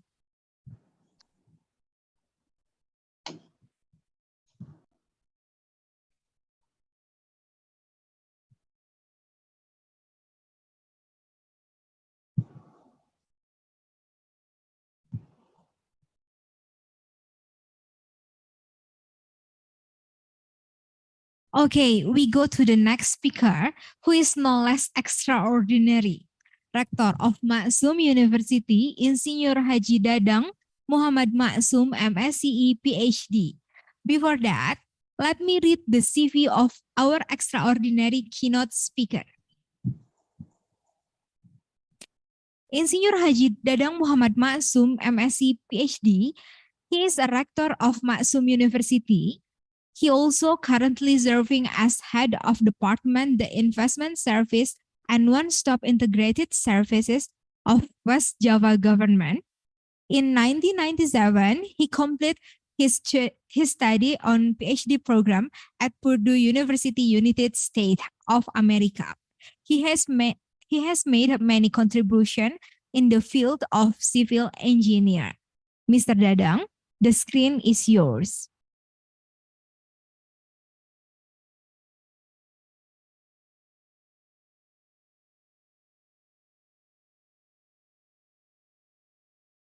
Ya, Assalamualaikum warahmatullahi wabarakatuh. Very good morning for participant. Yeah, I'm going to present the paper, the role of civil engineering in disaster mitigation, affordable earthquake-resistant houses. There are three outlines in this presentation, with the introduction, and then second one methodology, and the third one is result discussion. Introduction for this presentation. The large number of victims from the previous Cianjur earthquake was due to so many buildings whose structures were fragile when exposed to shock. Research by Supendi stated that West Java has big earthquake potential. He successfully relocated 168 shallow earthquakes in the mainland of West Java in the period from 2009 to 2015 by re-examining seismograms. There are 117 events that have been relocated successfully by applying the double difference method. This seismically pattern shows clearly several clusters of events located near active faults in West Java, such as Lembang, Cimandiri, and Baribis faults. The local mechanism around the Lembang fault indicates a left lateral strike slip in agreements with previous studies. Around the Cimandiri fault, the focal mechanism also shows a left lateral strike slip, but it changed to a thrust fault towards the south. Earthquakes are natural hazard under which disasters are mainly caused by damage or collapse of buildings and other man-made structure. Earthquakes damage depends on many parameters such as intensity, vibration period, and frequency of ground motion. Non-engineered buildings are frequently affected by earthquake and need special attention. So according to ARIA 1994, non-engineered buildings are defined as those are spontaneously and informally constructed in various countries in the traditional manner without any little intervention by the qualified architect and engineers in the design. There are some number of socio-economic constraints which don't permit the adoption of high-level safety in building. These are such as lack of concern about seismic safety, lack of awareness that buildings could be made earthquake resistant, lack of financial resources, and other normal priorities on financial input in the daily life of the people, and also the high cost of cement, steel, as well as timber, and lack of skill in seismic design. And the last is such consideration compel the continued use of seismically unsuitable construction practice. While this is never a good sign, at least these areas facing the issues needs better civil engineering option because of experiences made after terrible past earthquake. Civil engineering requires solving problems in ways that can then actually use in real life scenarios. This horizontal stress is what so challenging when it comes to design exceptionally safe building that can withstand even especially strong earthquakes. During an earthquake, masonry structure resists the effect of induced lateral loads through shear stresses in the walls parallel to the direction of applied load. There is no question that advances in civil engineering have made enormous difference in not only minimizing property damage but also in saving lives. Whether building better bridges, more shock absorbed building, or more sound structure of any kind, the casualty numbers speak for themselves. Based on this consideration, reported on December 5, 2022, the government plans to build 200 earthquake-resistant houses in Cianjur. The methodology for this research is related to the literature review to gain an overview of about affordable and earthquake-resistant houses. Several review methods can be used for analyzing the existing literature and creating or extending the current body knowledge, such as critical review, systematic literature review, meta-analysis, systematic search, and scientific analysis. Systematic literature review is a technique for hypothesis testing, for summarizing the result of existing studies, or for assessing consistency among previous studies.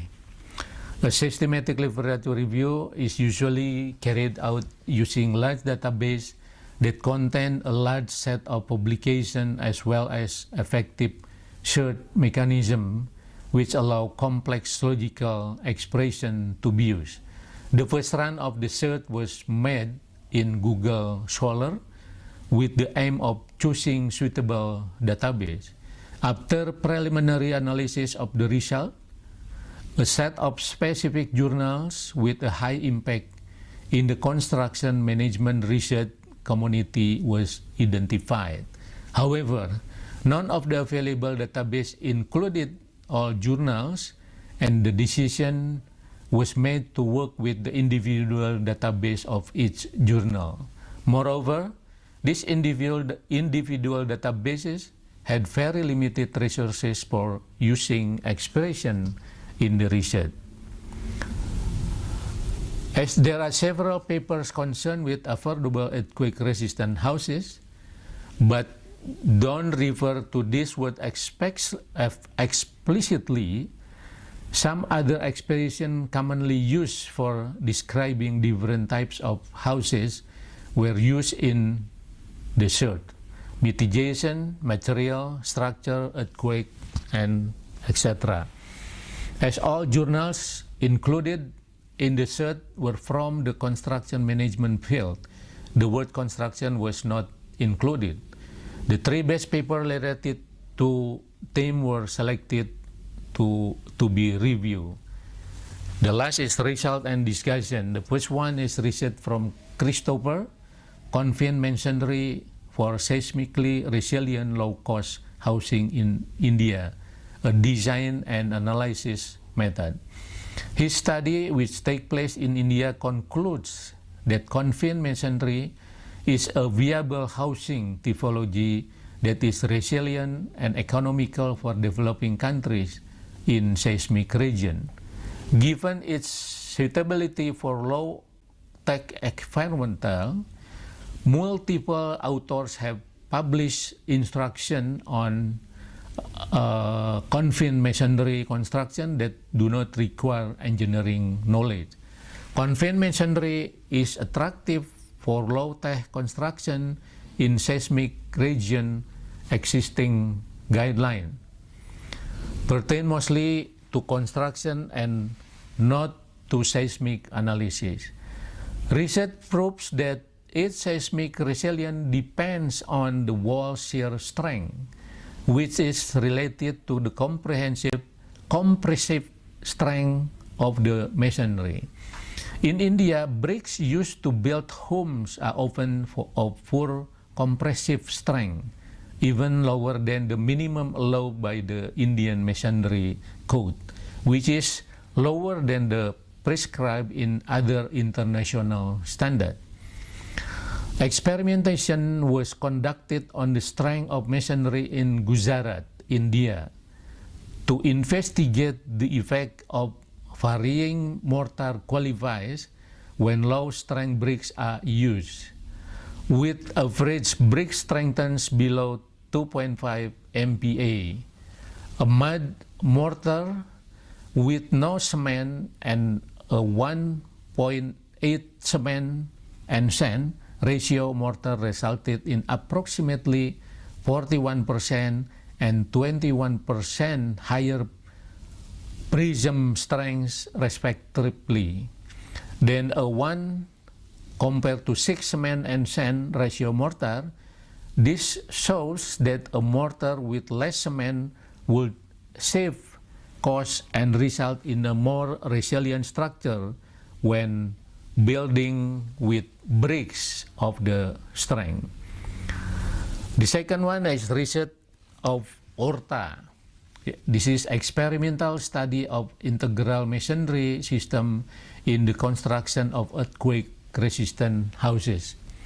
This paper, which take place in Peru, present the application of the integral masonry system, IMS, to the construction of the earthquake-resistant houses and its experimental study. To verify the security of this new type of building in seismic areas of the Third World, 2 prototypes have been tested, one with adobe and the other with hollow brick. In both cases, it is a 2-story 666 millimeter cubic house built to scale 1.5. The tests are carried out at the laboratory of anti-seismic structure of the Department of Engineering, Pontifical Catholic University of Peru in Lima. This article shows that the IMS with adobe or brick has an earthquake-resistant performance opposite to the dynamic stressing of the simulator. The structure remains stable and therefore the objective sought in is reached. In general, the system has performed highly ductile thanks to the disposed reinforced. The adobe prototype cracks significantly. The final state is such that requiring the crack sustained, its useful life can be extended and endure future earthquake. And the last one is the next, which is quite interesting in Penjala, entitled Sustainable Bamboo Housing for the Earthquake-Prone Areas. This research was conducted in India. Bamboo has been traditionally used for a variety of purposes and has gained renewed importance in the present-day context of shortage of wood due to its fastest-growing capability. Bamboo is widely used for construction of houses, construction, footbridges, scaffolding walls, and etc. In bamboo-rich countries, there are many buildings built by bamboo. Apart from being structurally efficient because of its application and varied uses in construction, bamboo is established as cost-effective and energy-efficient construction material. In conclusion, study shows the construction method used by various agencies in the disaster-affected areas points to the growing use of local resources and talents in present-day relief and reconstruction measures. In case of rural areas, the houses can be constructed by using traditional and locally available raw material of bamboo, cane, reeds, rattans, willow, timber, and leaves of some particular trees, and has been designed to suit the traditional living habits of local people and maintain their social cultural heritage. There has been a growing feeling amongst the rural people that the old bamboo, thatch or leaf houses may be constructed with newer material of RCC, precast component, etc., using better engineering information and thereby achieving more durability as well as extra living comfort in the process. Under this growing innovative concept, concrete blocks, cement, wooden frames, and tiles that are locally made are most useful, and thereby encouraging many small-scale enterprises in the process. Although there seems to be a strong emphasis on the use of local resources in present-day relief, the important issue is not just the use of local resources, but how local manpower can be created. In most developing countries, the challenge is to organize and initiate measures that promote talent building. That's probably what I can present today. Assalamualaikum.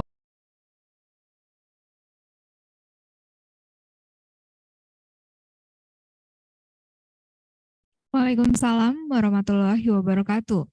May all of us get the value and benefit from Mr. Dadang. Thank you for your time. Ladies and gentlemen, move on to the next keynote speaker, Rector of Bakti Kencana University Indonesia, Dr. Entris Sutrisno S. from MHKS APT. Before that, let me read the CV of our extraordinary keynote speaker. He is rector and lecturer from Bakti Kencana University who concerned with health pharmacy from Bandung Institute of Technology. Mr. Entris, time is yours.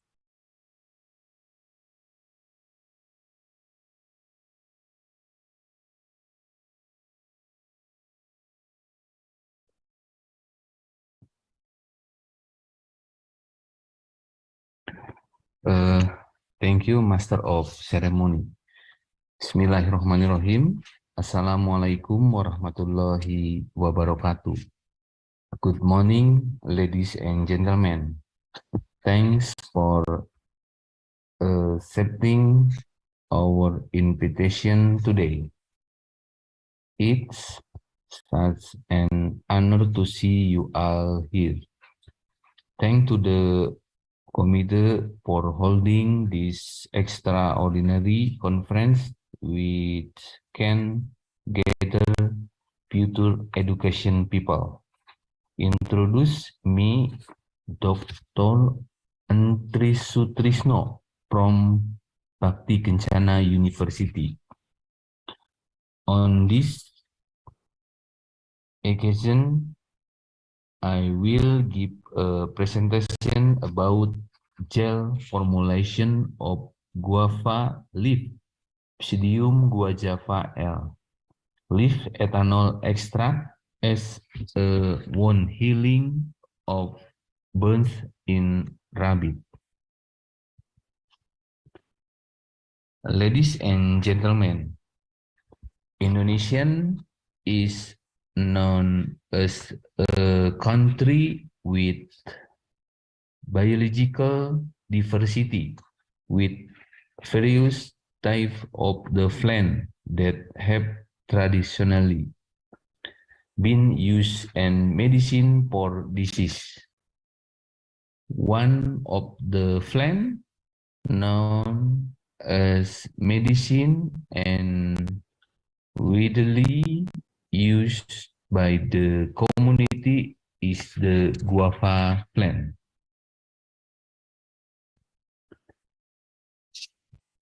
Guava leaves are known to have benefit as an 1. Anti-diarrhea, and 2. Increase blood platelet level, and 3. Antioxidant, 4. Anti-inflammatory and antibacterial. And 5. Antispasmodic. Guava leaf contain compound tannin, flavonoid, alkaloid, and saponin. The leaf of guava contain a number of other substances: guanol, fat, cineol, malic acid, triterpene, resin, cellulose, chlorophyll, and mineral salt. About traditional herbalism, the content of guava leaf can help wound healing process because it functions as an antioxidant and antimicrobial, affect wound healing and accelerate epithelialization.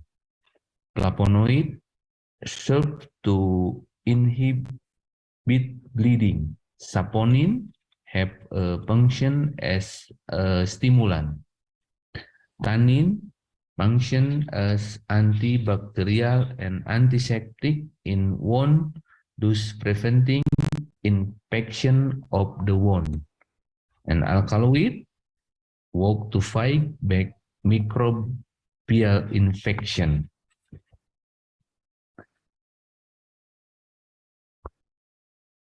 Burns are a form of damage and or loss of tissue caused by contact with very high or very low temperature source, where the zone of stasis in burn is a potential zone for tissue rescue. Well, gels are semi-solid preparation consisting of a suspension of small inorganic particle of large organic matter molecule penetrated by a liquid which is very suitable for local disease. Based on previous research data, the researchers were interested in making a gel preparation of ethanol extract of guava leaf to cure burns. Research method: sample rabbit or tail made 5 wounds on the back, consisting of negative control, comparison, bioplacenton, gel preparation 3%, 5%, and 11% gel preparation. Time: it is carried out for 18 days, where on day 3, 6, 9, 12, 15, and 18, the wound diameter will be measured. Parameter: wound size, wound drainage, scab formation, wound closure, new hair growth around the wound. Rabbit Orycotalagus cuniculus weighing 2 to 4 kilogram. Eggs 3 or month and herd animal condition. Rabbit adapts to room with room temperature of 20 to 25 degrees Celsius. Phytochemical screening by examining alkaloid, flavonoid, saponin, tannin, steroid, and triterpenoid quinine. Plan determination was carried out at Pajajaran University, Bandung Herbanum, Jatinangor, Department of Biology, Faculty of Mathematics and Natural of Science.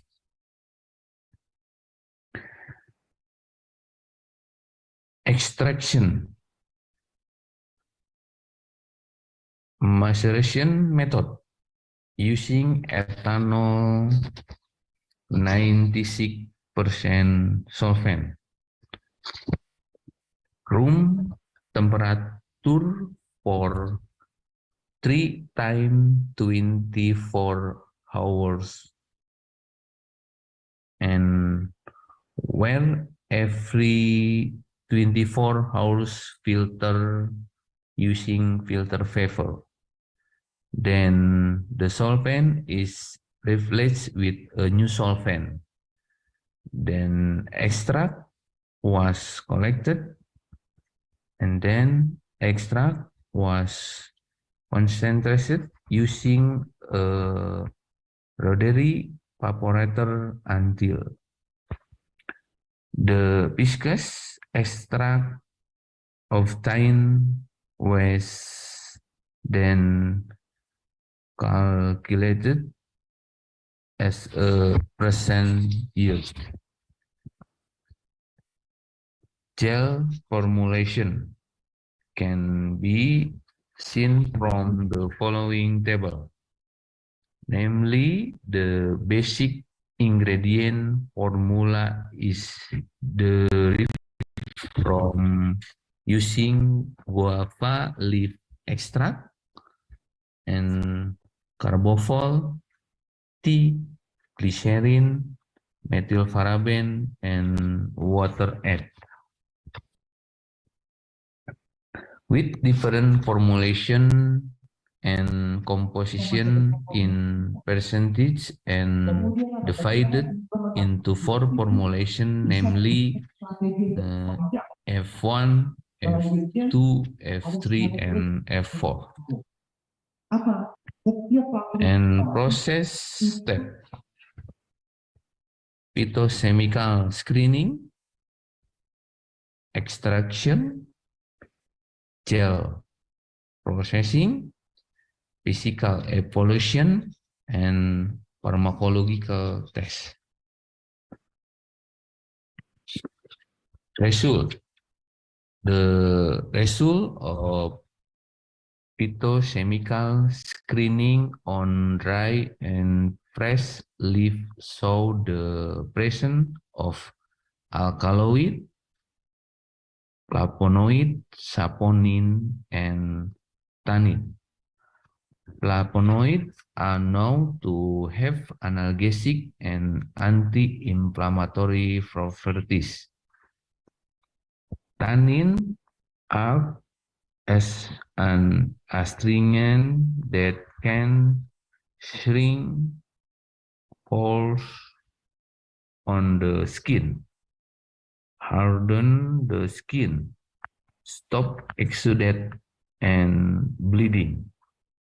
Steroid as anti-inflammatory which prevent stiffness and pain. The organoleptic result for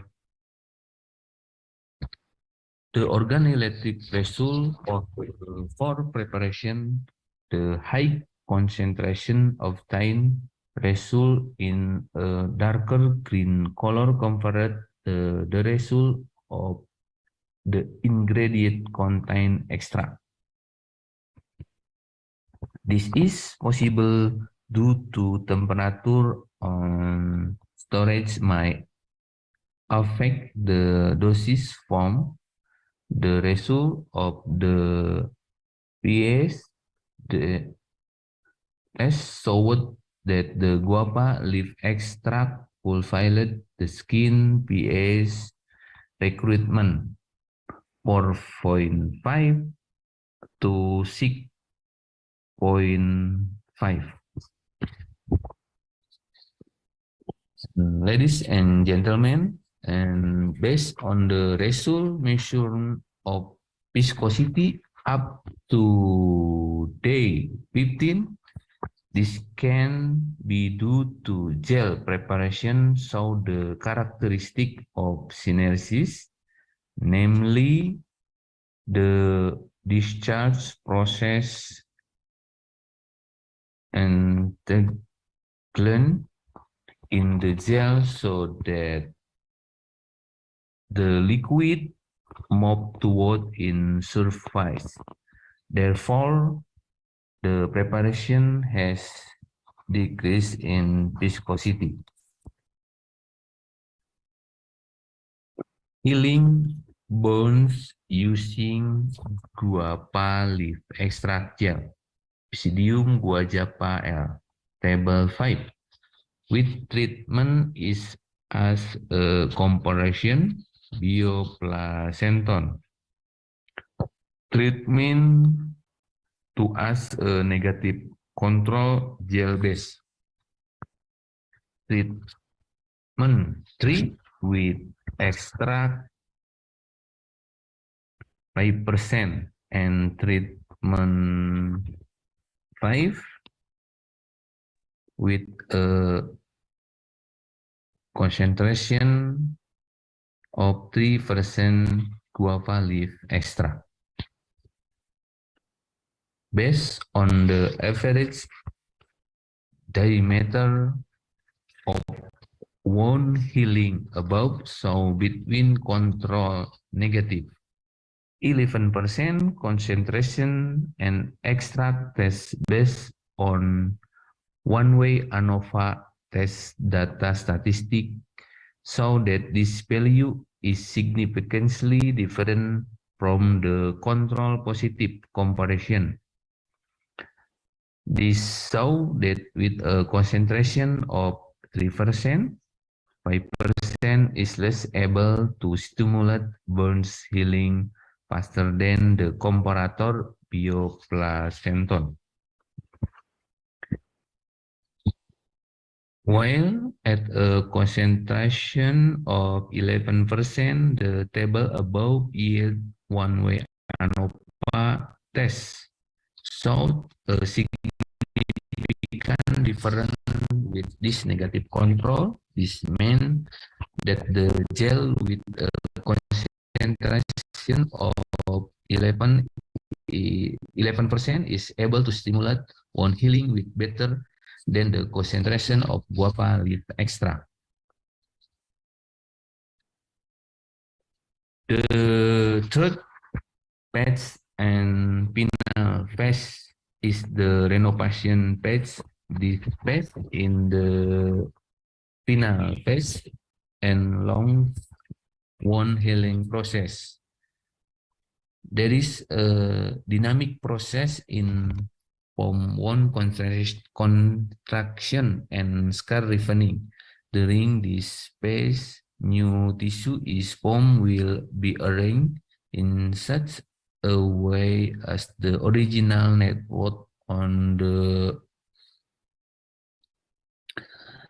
15 and 18-day indication that is the entered the renovation state.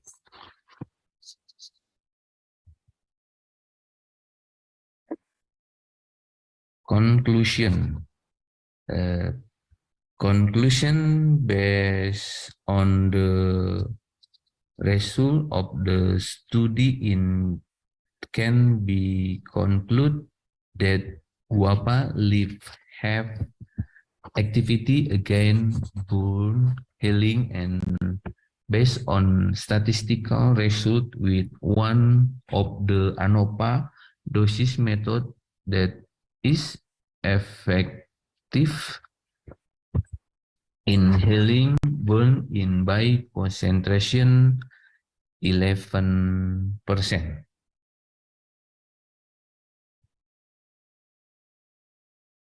Thank you for your listening. My all those we have shared be beneficial for all of us. Once again, thanks for the meetup and hopefully we can meet again soon in the future. Wassalam.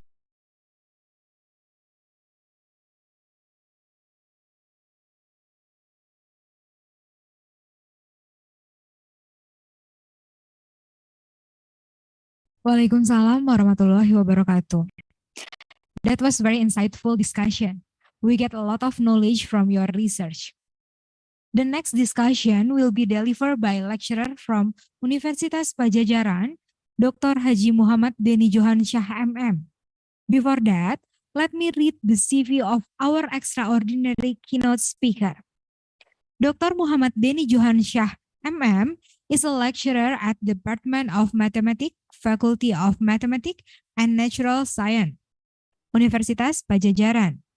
He also currently serving as a Vice Rector of Universitas Informatika dan Bisnis Indonesia. In 2022, he completed his study on doctoral program on mathematics at Universitas Pajajaran. He graduated from the doctoral program with the awarding of Best Graduate of Universitas Pajajaran. His interest research in fractional differential equation and application in economy. He has published in IMS Mathematics and Symmetry Journal Scopus Q1 in 2022. Mr. Deni, the screen is yours.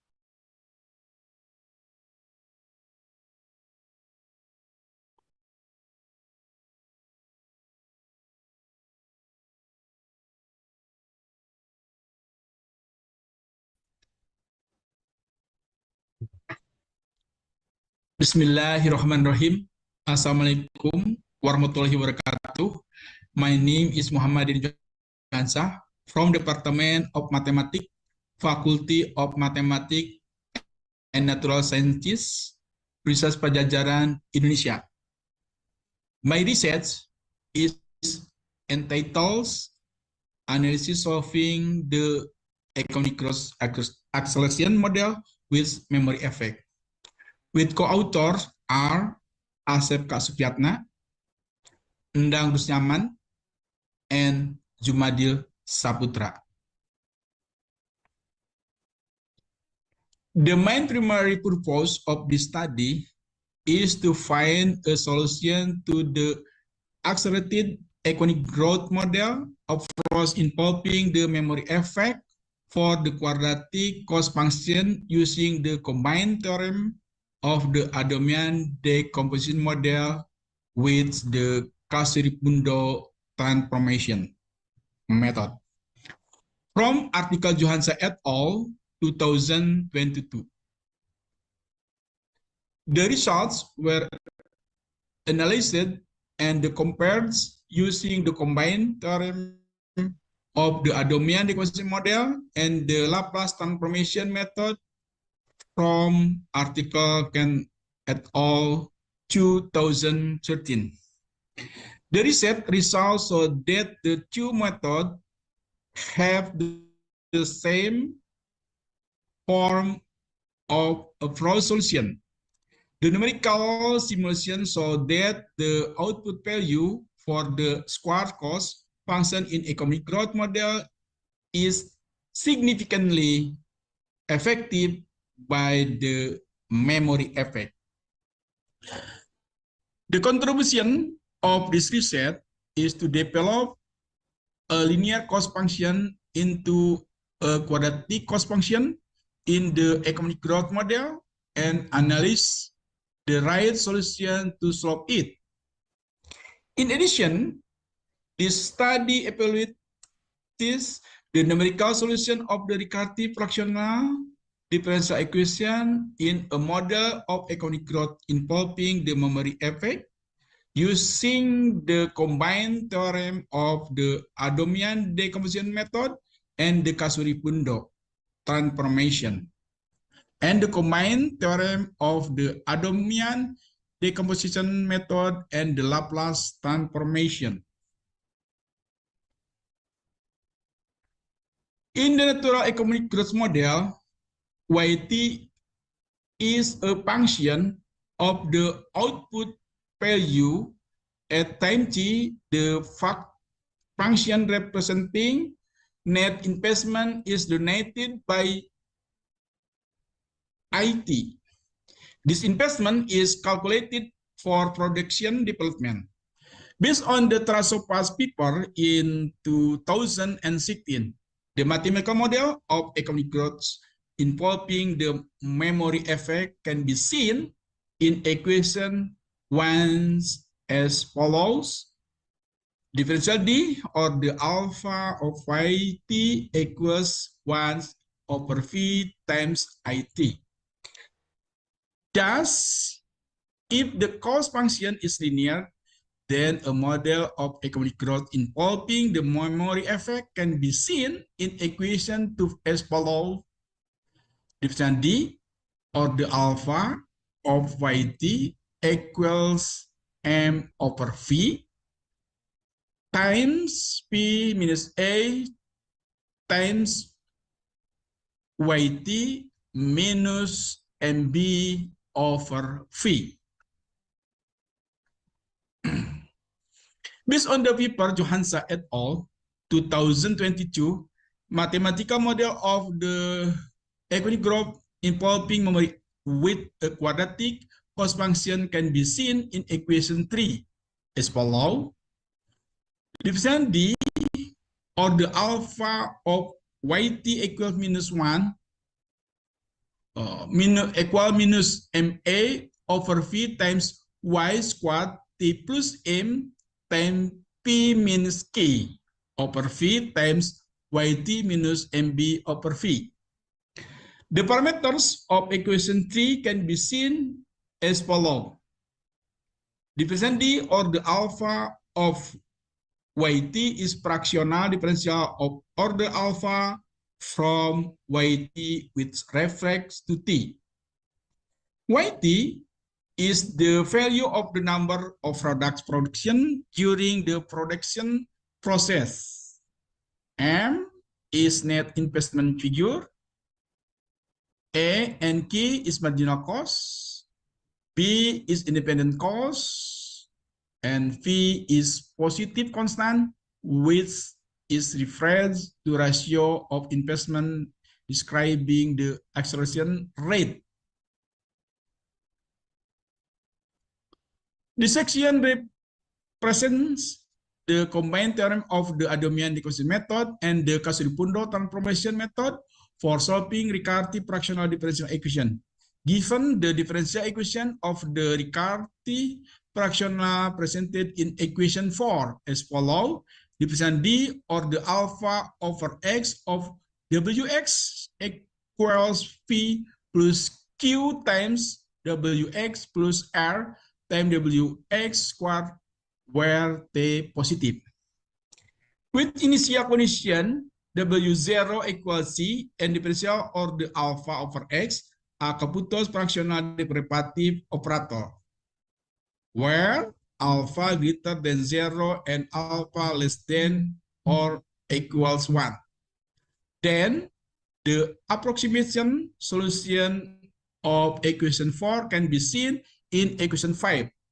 The proof of the combined theorem of the Adomian decomposition method and the Kasuri-Pundo transformation method to solve recursive fractional differential equation can be seen in Johansa et al.'s paper of 2022 entitled Solving the Economic Growth Equation Model with Memory Effect and Application of Combined theorem of the Adomian equation method and Kasuripundo transformation.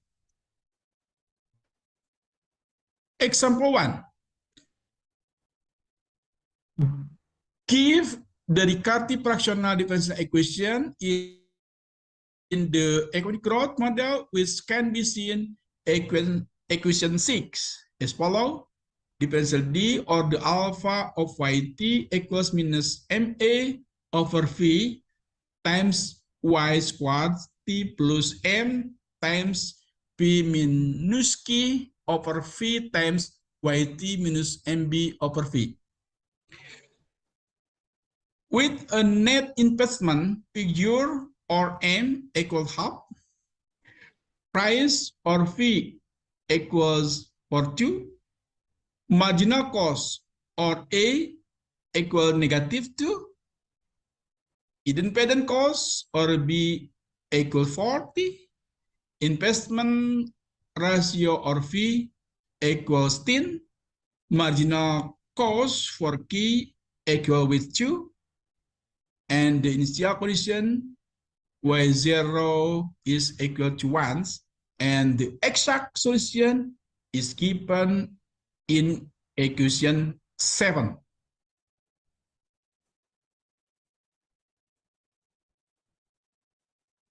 From equation X, we can see the value of K as follows. So we obtain K1 equals 0.1, K2 equal 2, and K3 equal minus 1. Thus, the Riccati fractional differential equation in the economic growth model from equation 6 is presented as in equation 9 is follow. Differential D or the alpha over T of yt equals 0.1 yt squared plus 2yt minus 1, where t positive, and alpha greater than 0 and alpha less than or equals 1.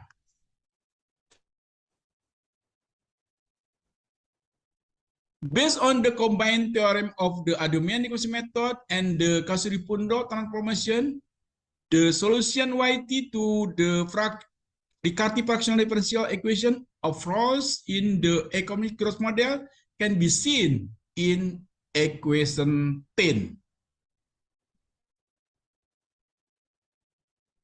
Figure 1 is a comparison of the solution curve of the Riccati fractional differential equation using the combined theorem of Adomian equation method for parameter alpha equal 0.7 for red curve and 0.8 for yellow curve and 0.99 for green curve, and alpha equals 1 for blue curve, where x is greater than or equal to 0 and x is less than or equals to 1.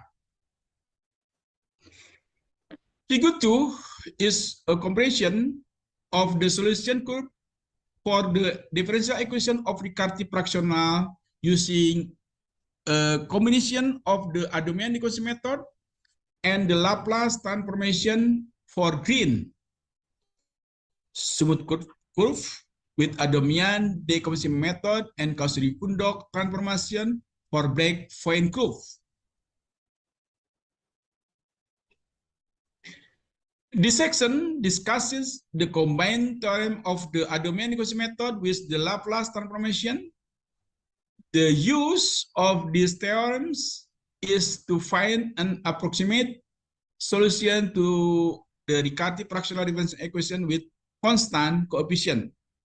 Then the solution and curve will be compared with the results of the combined theorem of the Adomian decomposition method. Given the Riccati nonlinear fractional differential equation, which can be seen in equation 11, Differential or the alpha over T of YT equal P plus QYT plus RY squared. T, where T positive. The solution to equation 11 using the combined theorem of the Adomian decomposition method and the Laplace transformation is presented in equation 12.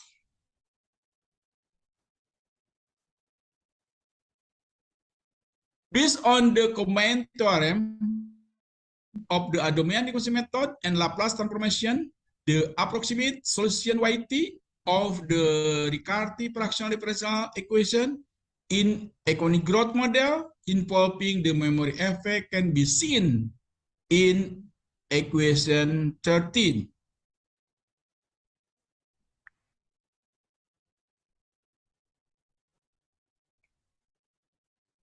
Figure 2 is comparison of exact solution, namely the dotted curve in red, while the approximation of the Riccati fractional differential equation using the Adomian decomposition method and the Laplace transformation, namely the green smooth curve. Then the transformation of the Adomian and Kasuri-Pundo decomposition method, namely the black point curve. For the alpha parameter is equal to 1 with greater than or equal to 0 and t less than or equal to 1. Conclusion. These people successfully develops the Riccati fractional differential equation in a new accelerated economic growth model with memory effect for the quadratic cost function. We have identified that the Riccati fractional differential equation in the economic growth model involving memory effect for the squared cost function in equation 11 has a unique solution. In addition, we have present a comparison of exact solution using the combined theorem of the Adomian decomposition model and the Kasuri-Pundo transformation method, as well as the combined theorem of the Adomian decomposition model and the Laplace transformation method. The exact solution saw a similar results. In addition, we have tested the numerical developed Riccati fractional differential equation in an economic growth model involving memory effect. The numerical summation results show that the output value of YT for the squared cost function in the economic growth model is significantly affected by the memory effect. Research opportunities. Based on the research results, we describe about research opportunities as follows.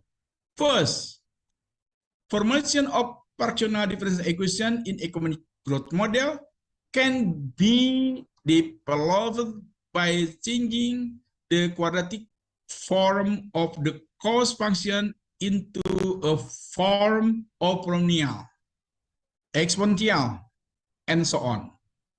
Second, the approach to solve fractional differential equation in economic growth model involving memory effect can be developed using the combined theorem of the Adomian decomposition method with the method Laplace, Sumudu, Natural, Elzaki, and Mohan, and so on.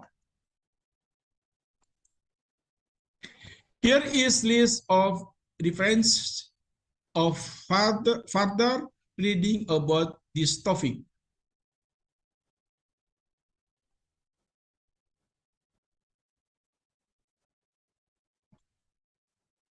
Finally, I would like to finish off by saying that you for your time and attention. Good afternoon. Wassalamualaikum warahmatullahi wabarakatuh. Waalaikumsalam warahmatullahi wabarakatuh. Thank you for your time, Mr. Denny. Ladies and gentlemen, let us give applause to our speaker. The next event is break time. And please back to the Zoom meeting room about 12:30 o'clock Indonesian time. Thank you.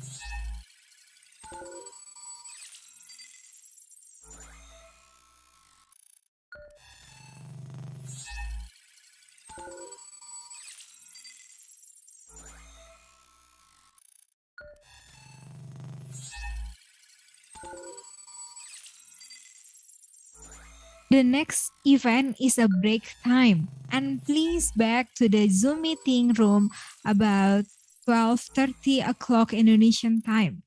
Thank you.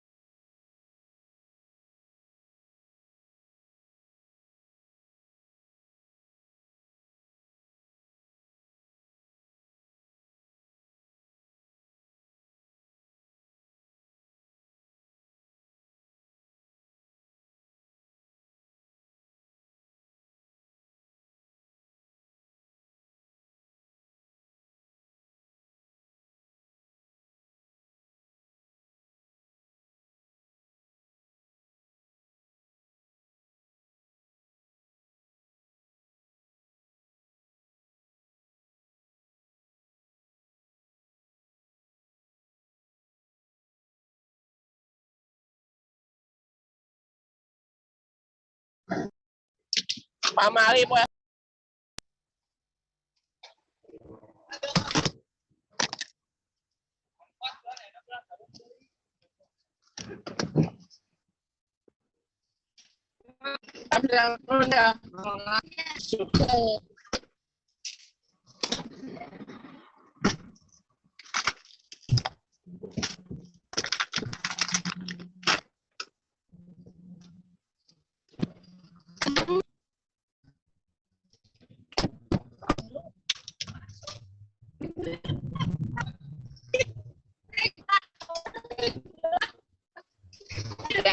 Sudah mendapat kém.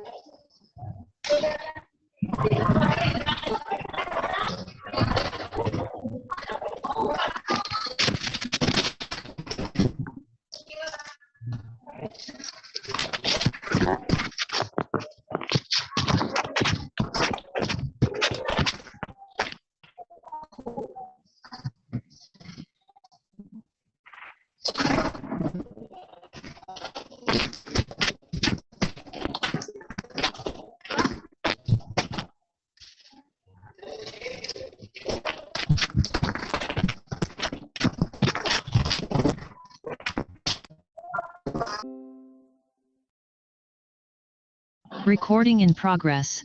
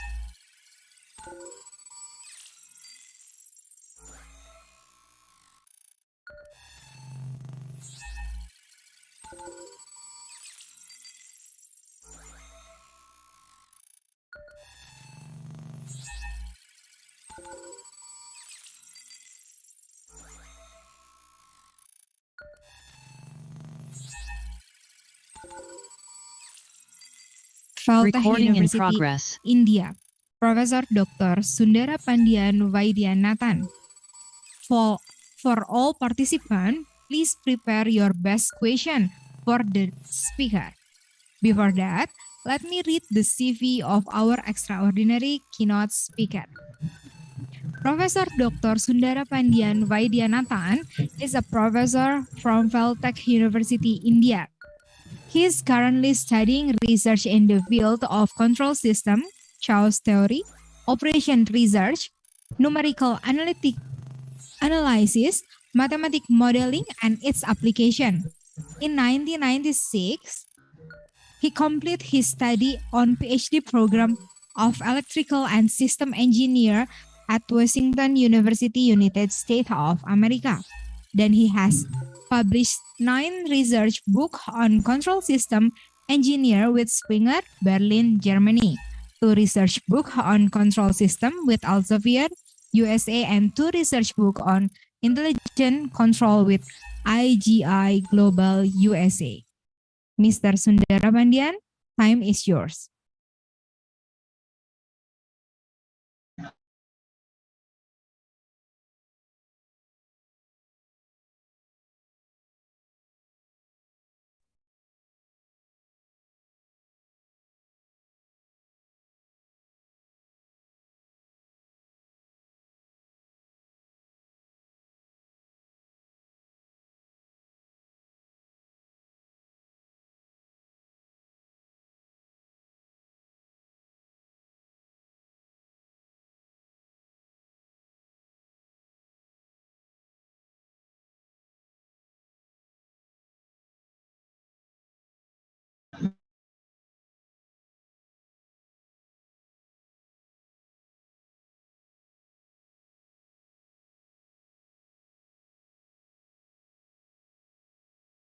Mr. Sundara Pandian, can you hear my voice? Halo, sir.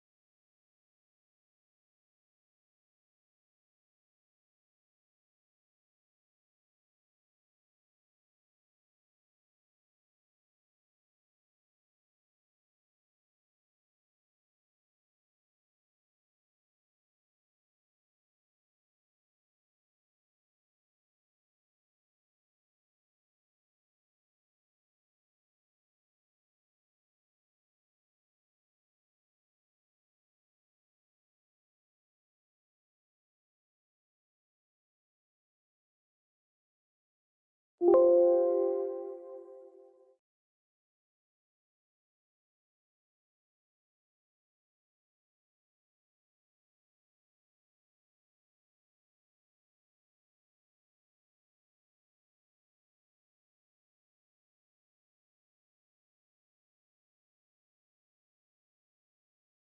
all participants, please wait because the speaker still have a problem with his device.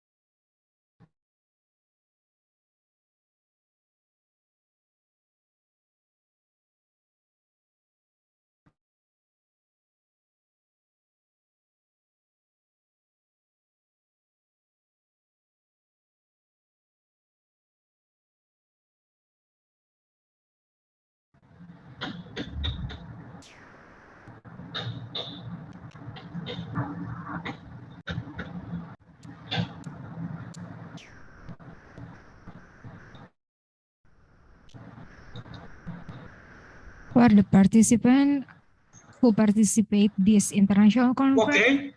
is okay. Can you hear me? Yes, I hear you. Yes, I hear you, sir. Okay, I will share my screen. I will start. Oh, okay, I am here. I will adjust. Okay, I will share my screen and start my talk. Okay, share my entire screen.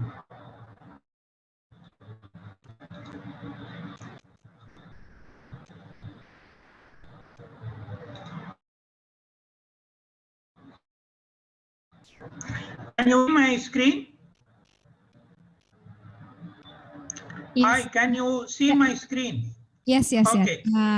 We can Okay, fine. see your screen. Okay.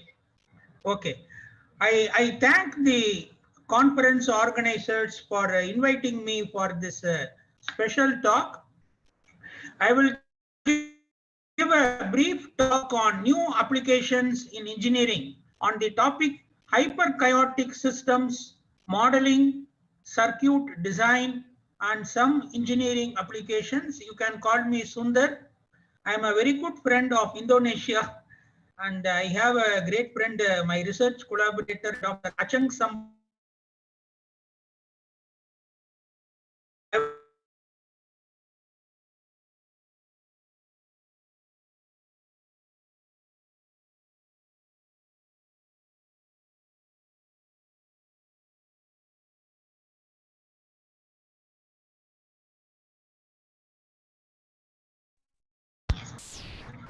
And this is another research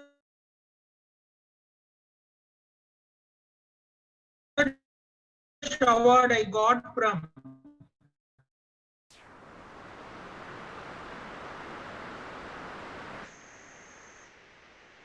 Stanford University, USA. Mr. Sundara Pandian, I'm sorry. Stanford University, USA. You can see my name and details in the last line in the Pandian, Tech University. And any problem? Yes, we cannot see your screen. Maybe internet connection problem. Oh, I will. Okay, I will check. Yeah.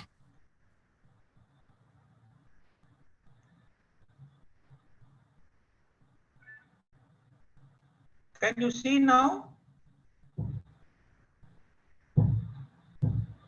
No, Okay. it's still blank. Oh, sorry. I will. Some internet problem, I guess. I will try in hotspot.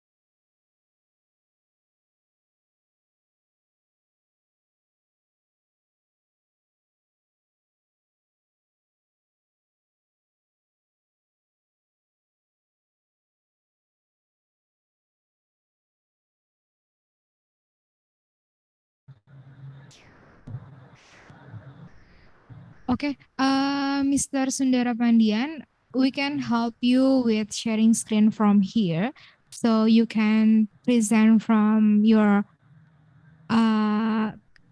place without Okay. sharing screen. Okay. I joined again. Yeah. Thank you. I will try to share my screen again. I hope you can see it. Can you see now? Yeah. Now we can see your screen. Can you see my screen now? Yes, I see. Hello? Yeah. We already see your screen.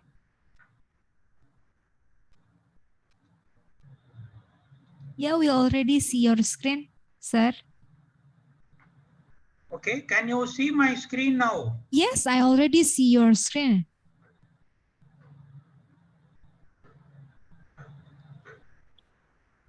I hope I am sharing screen. I am not hearing you. Yeah. Hello, can you hear me? Your screen is already clear here.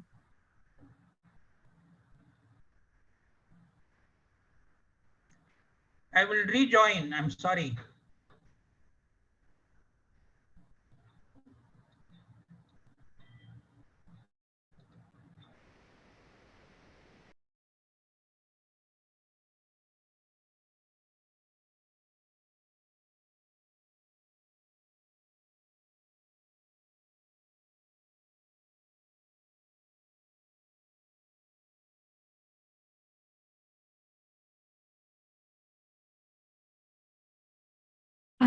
For all participants, please wait for Mr. Sundara Pandian.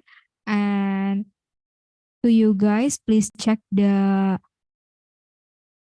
box below to present this international conference. Thank you. Okay.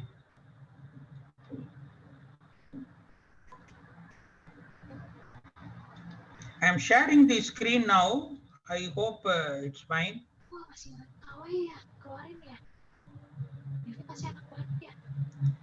Entire screen.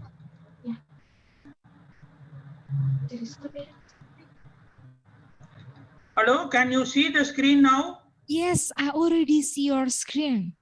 Okay, fine. So I'm sorry for the poor internet connection. I will finish my talk quickly. I will briefly give some information about hyperchaotic systems. I will give some engineering applications and I will detail on a new research paper that I published in IEEE Access Journal. Okay, can I continue? Yes, you can, please. Hello?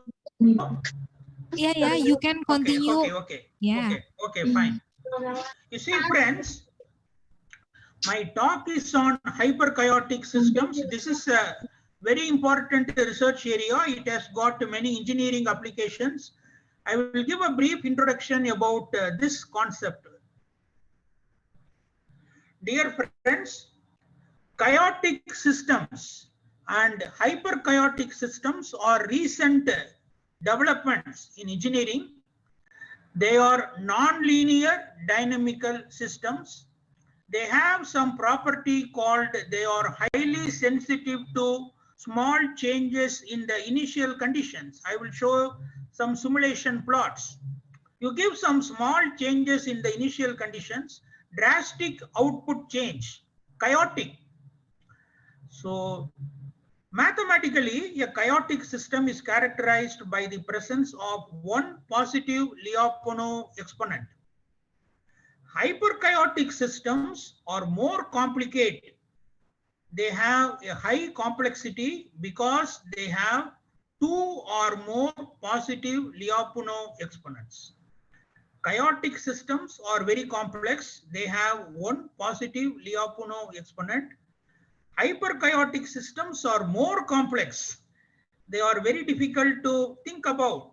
That is why they have many engineering applications. This talk I will give a brief introduction about hyperchaotic systems. That's all. This is an example of a very famous hyperchaotic Lorentz system, 2007. It is a dynamical system having 4 dimensions, X, Y, Z, W. It is a 4-dimensional system with parameters sigma, B, gamma. After we do a lot of computer simulations, we found that the system is hyperchaotic for these values of the parameters shown in the screen. And you can see from the last line of this screen, L1, L2, L3, L4, Lyapunov exponents, L1 and L2 are both positive. That means the system is very, very complex. It is hyperchaotic. This was discovered in 2007 by Rui, and I will show you some simulation plots. XY plot of this dynamical system, it has got like a butterfly wing, 2-scroll system. It is a 4-dimensional. X dot means dx by dt, y dot means dy by dt, dz by dt, dw by dt. It's a 4-dimensional dynamical system, and it has very complex behavior. You can see from the simulation plot, XY plot, YZ plot, ZW plot, and also XW plot. This is a hyperchaotic Lorentz system developed in 2007. I will give some engineering applications of the hyperchaotic systems now. Many applications very popular by researchers from China, USA, Europe, and other countries. It has got applications in engineering, computers, communications, crypto systems. Dear friends, all the applications that we do, internet banking, finance market, stock market, all army applications, they involve a high level of security. For these security, we have something called crypto systems. The hyperchaotic systems play a very, very big role in developing crypto systems. Security devices, very important for communications. Also, medicine, biology, as I told you, stock market, financial analysis, it has got many applications. I have a very good friend in Indonesia. His name is Dr. Achang Sambas. With Achang Sambas and I, we have done many papers in engineering, circuits, chemical reactors, lasers, memory starts, computer science, pseudo random number generators, communications, crypto systems, finance system. We recently published 2 papers related to finance system, risk system, all the things we have done. Lastly, I will come to the new research paper I have done in 2021 with Achang Sambas. With some details of my recent research, I will conclude my talk. Can you listen to me? I hope you are hearing, seeing the slides. Is everything okay? Please Yes, reply. everything's Okay. okay. Okay, You fine. can continue. Okay. This is the last part of my talk. Yeah, where the SCI indexed journal, impact factor 3.375, high impact factor journal, with Achang Sambas and a big research team from Mexico, Egypt, Malaysia, Indonesia. Naturally, we have published this paper in IEEE Access Journal. This paper was cited by over 25 researchers. It's an important paper. This paper talks about a 4-dimensional, multi-stable, hyperchaotic system with no equilibrium point. We do a bifurcation analysis, electronic circuit in multi-sim, FPGA, field programmable gate array, a computer science topic, realization, and also image crypto system. Dear friends, as time is very limited, I cannot talk about the FPGA realization that we did in computers. Also, we did experimental hardware design of FPGA. And also image crypto system, we did a hardware system that we can do in practice. So this is the title of my research paper. In the next 5 or 10 minutes, I will briefly give a summary of this research paper, just a summary only. It is a 4-dimensional system that I wrote with my good friend from Indonesia, Ajang Sambas. Y1, Y2, Y3, Y4 are the 4 states. It has got 4 parameters. It's a mathematical system, not a physical system. It is a mathematical system. After a very exhaustive simulations in MATLAB, a computer software in engineering, Ajang Sambas and I found that the system has a hyperchaotic complex behavior. When the parameters A, B, C, D given in the slide have the values 0.6, 0.1, 25.4. If you ask me, Professor, how did you find these values? My answer is simulations. We worked day and night. It took us a lot of time to develop the system. It is a new hyperchaotic system. It has got many interesting properties. I will detail in a very quick time what are the important interesting properties and how we can use this in practice. First of all, if you see the last line, friends, dear friends, see the last line, read out the values of the Lyapunov exponents. L1 is positive, L2 is positive, L3 is 0, L4 is negative. If you add all the values, you get a negative sum. The sum of all these values is a negative number. That is very obvious. That means the system is dissipative. The system is dissipative, energy is decreasing. You have a nice attractor for this system. It is also hyperchaotic because the two L1, L2 values are positive. It is a hyperchaotic system. What are the interesting properties? This is an excerpt from my research paper in IEEE Access. I don't have time for the mathematical calculations. If you calculate the equilibrium points of this system, we try to solve 4 equations to find the equilibrium points. From the last equation, 6D, if you look at 6D, you get Y1 is equal to minus Y2. If you solve 6D, you get Y2 is equal to minus Y1. Substitute that in 6C. If you substitute Y2 is equal to minus Y1 in 6C, we get the equation 8. Y1 squared plus D is equal to 0. D is positive. Therefore, this equation has no real solution. Y1 squared is positive. D is positive. Therefore, this has no real solution. We showed that there is no equilibrium point for our system and it has hidden attractors. It's a complex topic. It is one of the special properties. Phase portraits, you can see the Y1, Y2 plot is very complex. Y2, Y3 plot is also very complex. Y2, these are 2-dimensional plots that we got for our system.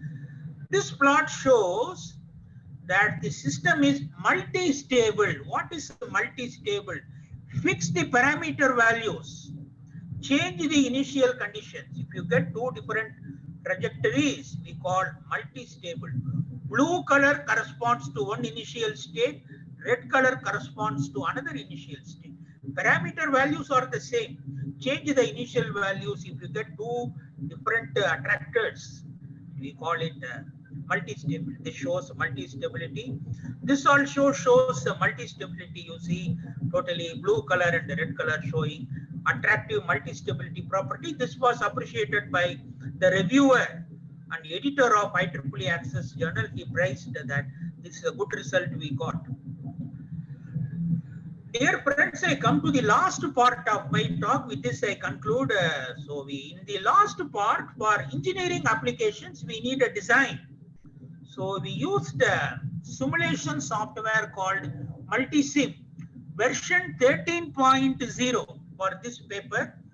We scale the variables for actual implementation. You know, for real world, the circuits have some limitations. Therefore, we scale the state variables, we redesign the system. These are the circuit equations. You know, we have to apply Kirchhoff's current law, Kirchhoff's voltage law, we got this circuit equations. These are the values of the electronic components: capacitors, resistors, battery. These are the values. This is the circuit of our four-dimensional system. For the Y1, Y2, Y3, Y4. For implementing in practice, we use the circuit diagram in multi-sim software.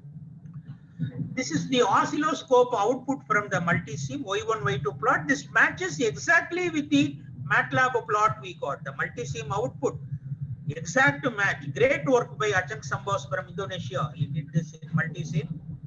This is Y2, Y3, Y1, Y4. So we have exact match of the MATLAB and the multi-sim outputs. This is another Y1, Y4 output.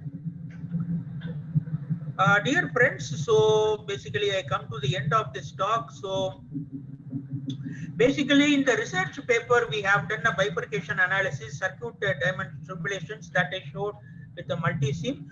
We did also FPGA realization and image crypto system as two more engineering applications.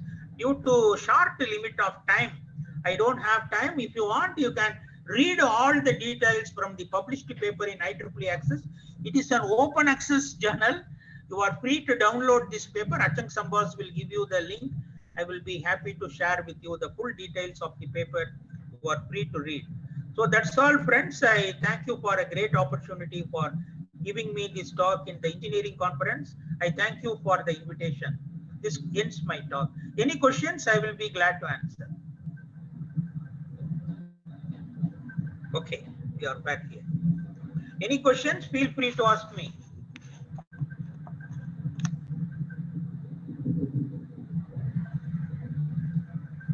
Okay, we are back. Any questions, feel free to ask me. I will be very glad to answer your questions.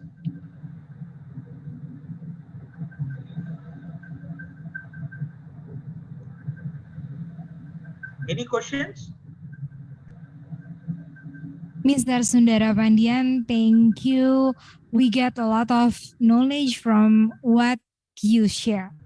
Again, thank you, and we move to the question from the chat box.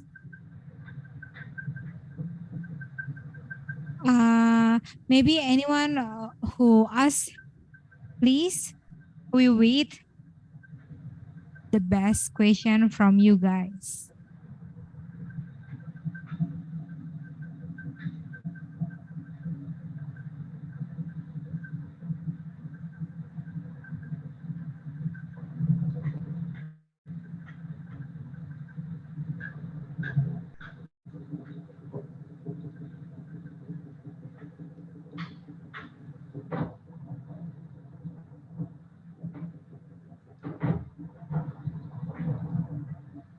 If anyone of you want to ask directly, please do raise hand.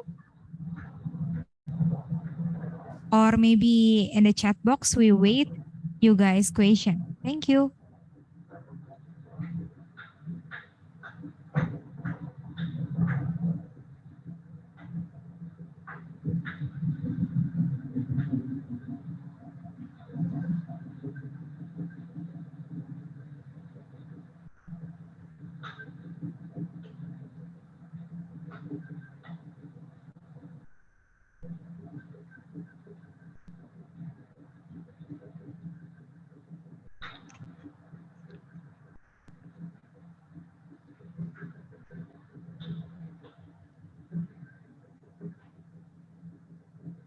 Okay, thank you.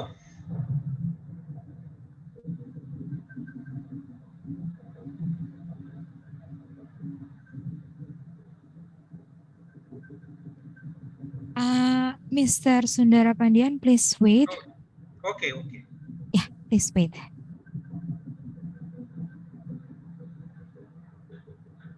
Oh, your question. Okay, someone asked in the chat box, he said from Ripki Abdul Aziz, he said, I want to ask how best to determine a method to overcome problems in research. You want to answer first or I? Yeah. Okay, I will answer. Okay, See, okay, thank you. there are many different types of chaos and hyper chaos. So first answer is chaos and hyper chaos have different types, namely the complexities. I showed you the values of L1, L2 and all. We in engineering applications, we calculate the largest value of the Lyapunov exponent. Higher the value, suppose L1 value is very high, the complexity will be very high. L1 value is very low, means complexity is very low. So different types of chaos and hyper chaos are related to the value of L1, the largest value. And also, how do we discover hyper chaos? Okay, that is a very interesting question. It has got many applications. I will give a very brief answer. We discover hyper chaos by calculating the Lyapunov exponents in MATLAB. You take a system, calculate the Lyapunov exponents in MATLAB. If the L1, L2 values are positive, then we call it hyperchaotic. This calculation is very difficult. It takes a lot of time, but that is how we discover chaos and hyperchaos. We take the mathematical model of the physical systems. We can have any type of physical system. We take the mathematical model and then we use MATLAB to calculate the Lyapunov exponents. That is how we calculate, check, discover hyperchaos or chaos. I think this is the best answer I can give for your query. Okay. Okay, thank you. And for the next question, about different of chaos and hyper chaos. How is hyper chaos discovered? Yes, I told you. We calculate with MATLAB. Using MATLAB, we discover hyper chaos if the Lyapunov exponent value are positive. Okay. If L1 is positive, L2 is positive, then we discover hyper chaos. So answer is using MATLAB. So we have to use MATLAB to discover hyper chaos. Software, MATLAB is a software. We have to use the software MATLAB to discover hyper chaos. It is very difficult. Oh, okay. Thank you for your answer. I really hope to have another research together with you in a further time. Okay. Okay, thank you. Okay. And last but not least, we proudly present to the last keynote speaker, Professor Associate at the Bucharest University of Economic Studies, Romania.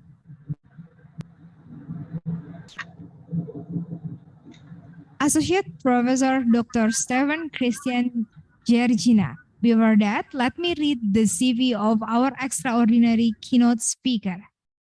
He is an associate professor at the Bucharest University of Economic Studies, Faculty of Finance and Banking, Department of Finance.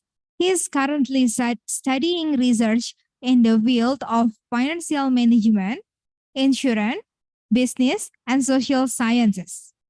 In 2015, he completed his study on a PhD program in finance with distinction summa cum laude at the Bucharest University of Economic Studies, Romania. He has made many contributions in the field of finance economic and published in journal Financial Innovation Scopus Q1. Mr. Stefan, time is yours.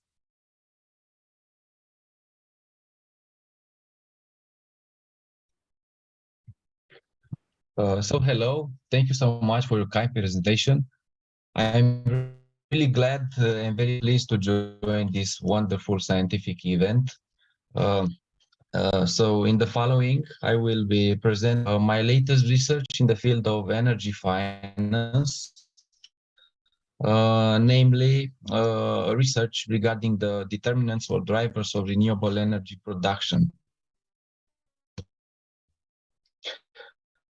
So I will present my latest outcomes.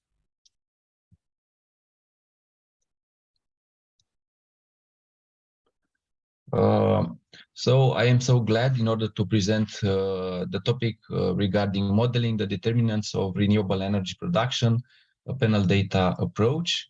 As the distinguished scholar mentioned, I am an associate professor at Department of Finance the Faculty of Finance and Banking from the Bucharest University of Economic Studies, Romania, and also a member of the Finance Doctoral School.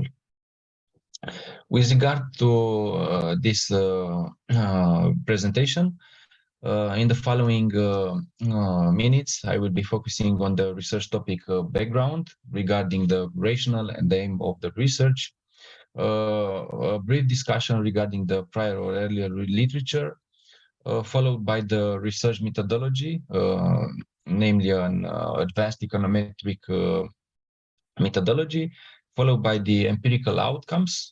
So I will be presenting and discussing the econometric findings, and last but not least, the concluding remarks and some policy and practical implications. So with reference to the research topic background, in most of the developed countries, the power consumption has constantly increased along with the evolution of the technological progress, the increasing living standards, by accessing the electronic devices used at homes, at work, while on holidays, and by improving the access to the communications and the communication technology, by increasing the level of culture and civilization of peoples, and not least by the process of globalization. In these conditions, the electrical energy becomes extremely important, having an essential role regarding the welfare of society and economic development in all countries of the world, being associated with the challenges of the sustainable development. However, the increased demand of the production of electrical energy brings along the danger of damaging the natural environment by greenhouse gas emissions and carbon dioxide releases caused by the usage of fossil fuels.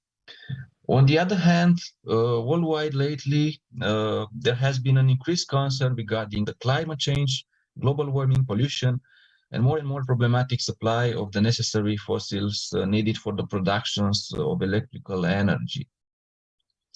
As a result, the process of increasing the price of the fossil fuel determined by the risk of its vanishing from the market through an intensive consumption might cause an energy insecurity, unfortunately. In this regard, the stringent need to protect the environment imposed several sustainable activities of searching for alternative energy resources, renewable ones.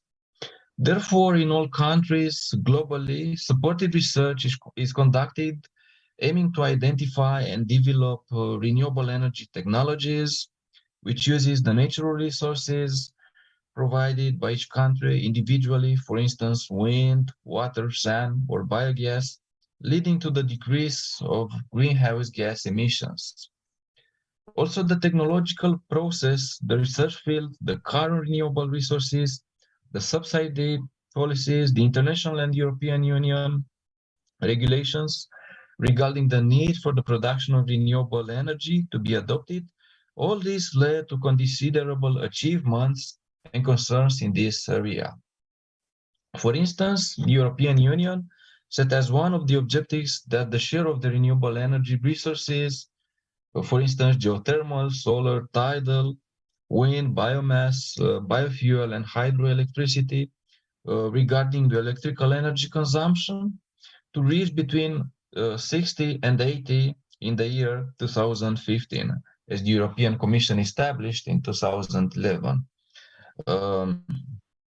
Also, the increasing production of renewable energy must take place simultaneously with the reduction process of its dependency of fossil fuels that by emitting carbon dioxide emissions into the atmosphere represents the main cause of environmental damage.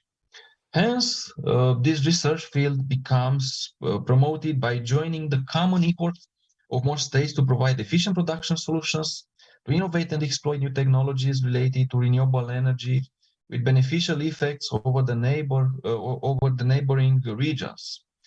As well, in recent years, the process of identifying the key factors of the production of renewable energy has become an important topic to be approached in the research domain.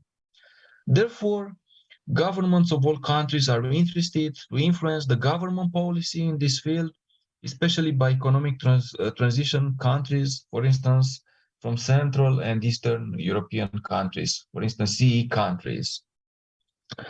Notwithstanding the production and distribution process of the renewable energy, embedding all its facilities and constraints, the present research aims to examine the factors that influence renewable energy production. Thus, for Central and Eastern European countries, my research identifies and measures the impacts of several factors such as gross domestic product per capita growth, energy dependence, total natural resources rents, greenhouse gas emissions, unemployment, foreign direct investment flows, and patent applications over each type of renewable energy obtained from different natural resources, for instance, renewables and biofuels, hydro, wind, solar photovoltaic, primary solid biofuels, or biogases. For instance, the empirical findings offered to decision makers at the national or European level may contribute to measure or normative acts or to making decisions regarding the fiscal, economic, or social policy to stimulate the production of the best renewable energy suitable with the existing natural resources according to the economic development of each area or geographical region. Further, I will be summarizing briefly the prior literature, which is quite extended in this field of energy economics and mainly related to the renewable energy production and consumption. As for instance, several studies have indicated that the economic development, the technological progress, and digitalization significantly influence the increase of the energy consumption and implicitly the expansion of the long-term energy need worldwide. Prior scientific research has revealed that the production process of electric energy obtained from fossil fuels leads to the emission of large quantities of carbon dioxide into the atmosphere, thus creating the environmental pollution. Also, the above-mentioned reasons represent the core of a mandatory, quick, and disseminated switch to renewable energy. As I mentioned as well, abundant literature has analyzed the level of direct influence of the renewable energy consumption and production over the economic development, but less studies analyzed the reverse relation, meaning the renewable energy production dependency over the economic development measured by the gross domestic product per capita.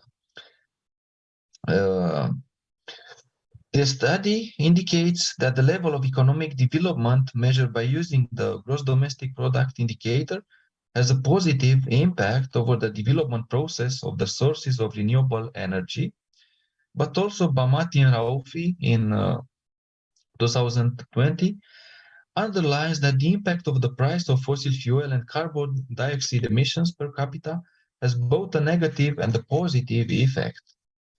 On the other hand, the economic growth, the increase of the gross domestic product value, urbanization and financial development, according to Sadorsky and also Al-Mulali, increase the carbon dioxide emission on the long term, arguing more and more the implementation system of renewable energy production based on non-polluting natural resources. Also, their study demonstrates that a high level of gross domestic product value secures revenue for promoting the renewable energy sources, while in the other underdeveloped countries, this is still limited due to the relatively high production cost. As well, other studies approach an important factor that influence the renewable energy production, namely the richness of natural resources, extremely varied spread in the European Union countries. Therefore, the study of Ahmadov and Vanderborg in 2019 examines the impact of the richness of natural resources and of the excess rate on oil over the renewable sources and over the renewable energy production. By connecting the renewable sources to the richness of natural resource of each country, their study indicates that there is a direct and positive connection between the economic performance and the rate of success of the projects regarding the renewable energy by influencing the direct cost and the skilling of the labor force. However, there are also obstacles regarding the development of the renewable energy production, such as the oil richness, which might draw back the expenses regarding the innovation process in the renewable energy production field. As well, by comparatively analyzing Netherlands and Belgium, the study of Akhmadov and van der Borg indicates that the richness of the natural resources may be beneficial for the renewable energy production process if it is stimulated through government policies, fiscal policies, private investment, and innovation in the domain. First studies, as for instance, Zeb and the collaborators in 2014, included in the analysis the gross domestic product rate and the indicators related to carbon dioxide emissions and the resource depletion in Nepal, along with factors such as the energy production and the poverty level in Bangladesh, India, and Sri Lanka. Another study in the domain, for instance, Priskosen and Priskosen, examines and establishes the various difference of the labor force, unemployment, carbon dioxide emissions, inflation rate, and the availability of the internal credit, public debts, and research expenditures over the renewable energy production in the transition period of many types of economies. For instance, the study of Khan and collaborators in 2021 identifies and demonstrates the influence of funding of the technological innovation, of the research and of foreign investments over the renewable and non-renewable energy, and of the environment in 69 countries. Therefore, different studies explore the factors that may influence the consumption and the production of renewable energy, the highly polluting greenhouse gas emissions, the use of fossil fuels with the high risk of increased cost, the economic development, investments, research and development process, and innovation, unemployment rate, and natural resources. However, there was not explored the dependency production related for renewable energy. For each type of used natural resource, considering the conditions when the renewable energy sources are presently extremely different, unequal, distributed across region, and underexploited in the European Union countries. As for instance, based on prior literature, I have established the research variables.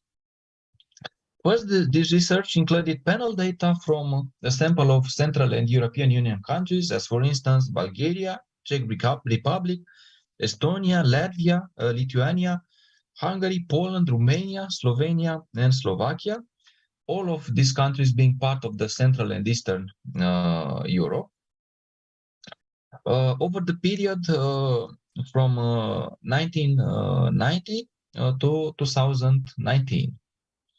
As regards the selected variables, with reference to dependent variables, a bunch of measures regarding the production of renewable energy by each type of renewable energy extracted from the Eurostat database, namely the production of renewables and biofuels, production of hydro energy, production of wind energy, production of solar photovoltaic energy, production of primary solid biofuels, and last but not least, the production of biogases, all being in the logarithmic form. Also, as explanatory or independent variables, I have included in the quantitative framework the gross domestic product per capita growth, the energy dependence, total natural resources rents, greenhouse gas emissions, also in a logarithmic form, unemployment, logarithmic form of the foreign direct investments, as well net inflows, and last but not least, also in logarithmic values, patent applications, but the sum of residents and non-residents patent applications. As regards the econometric methodology, the following are the steps in the methodological approach. First, I checked for cross-sectional dependence and slope homogeneity. Secondly, I examined the stationarity.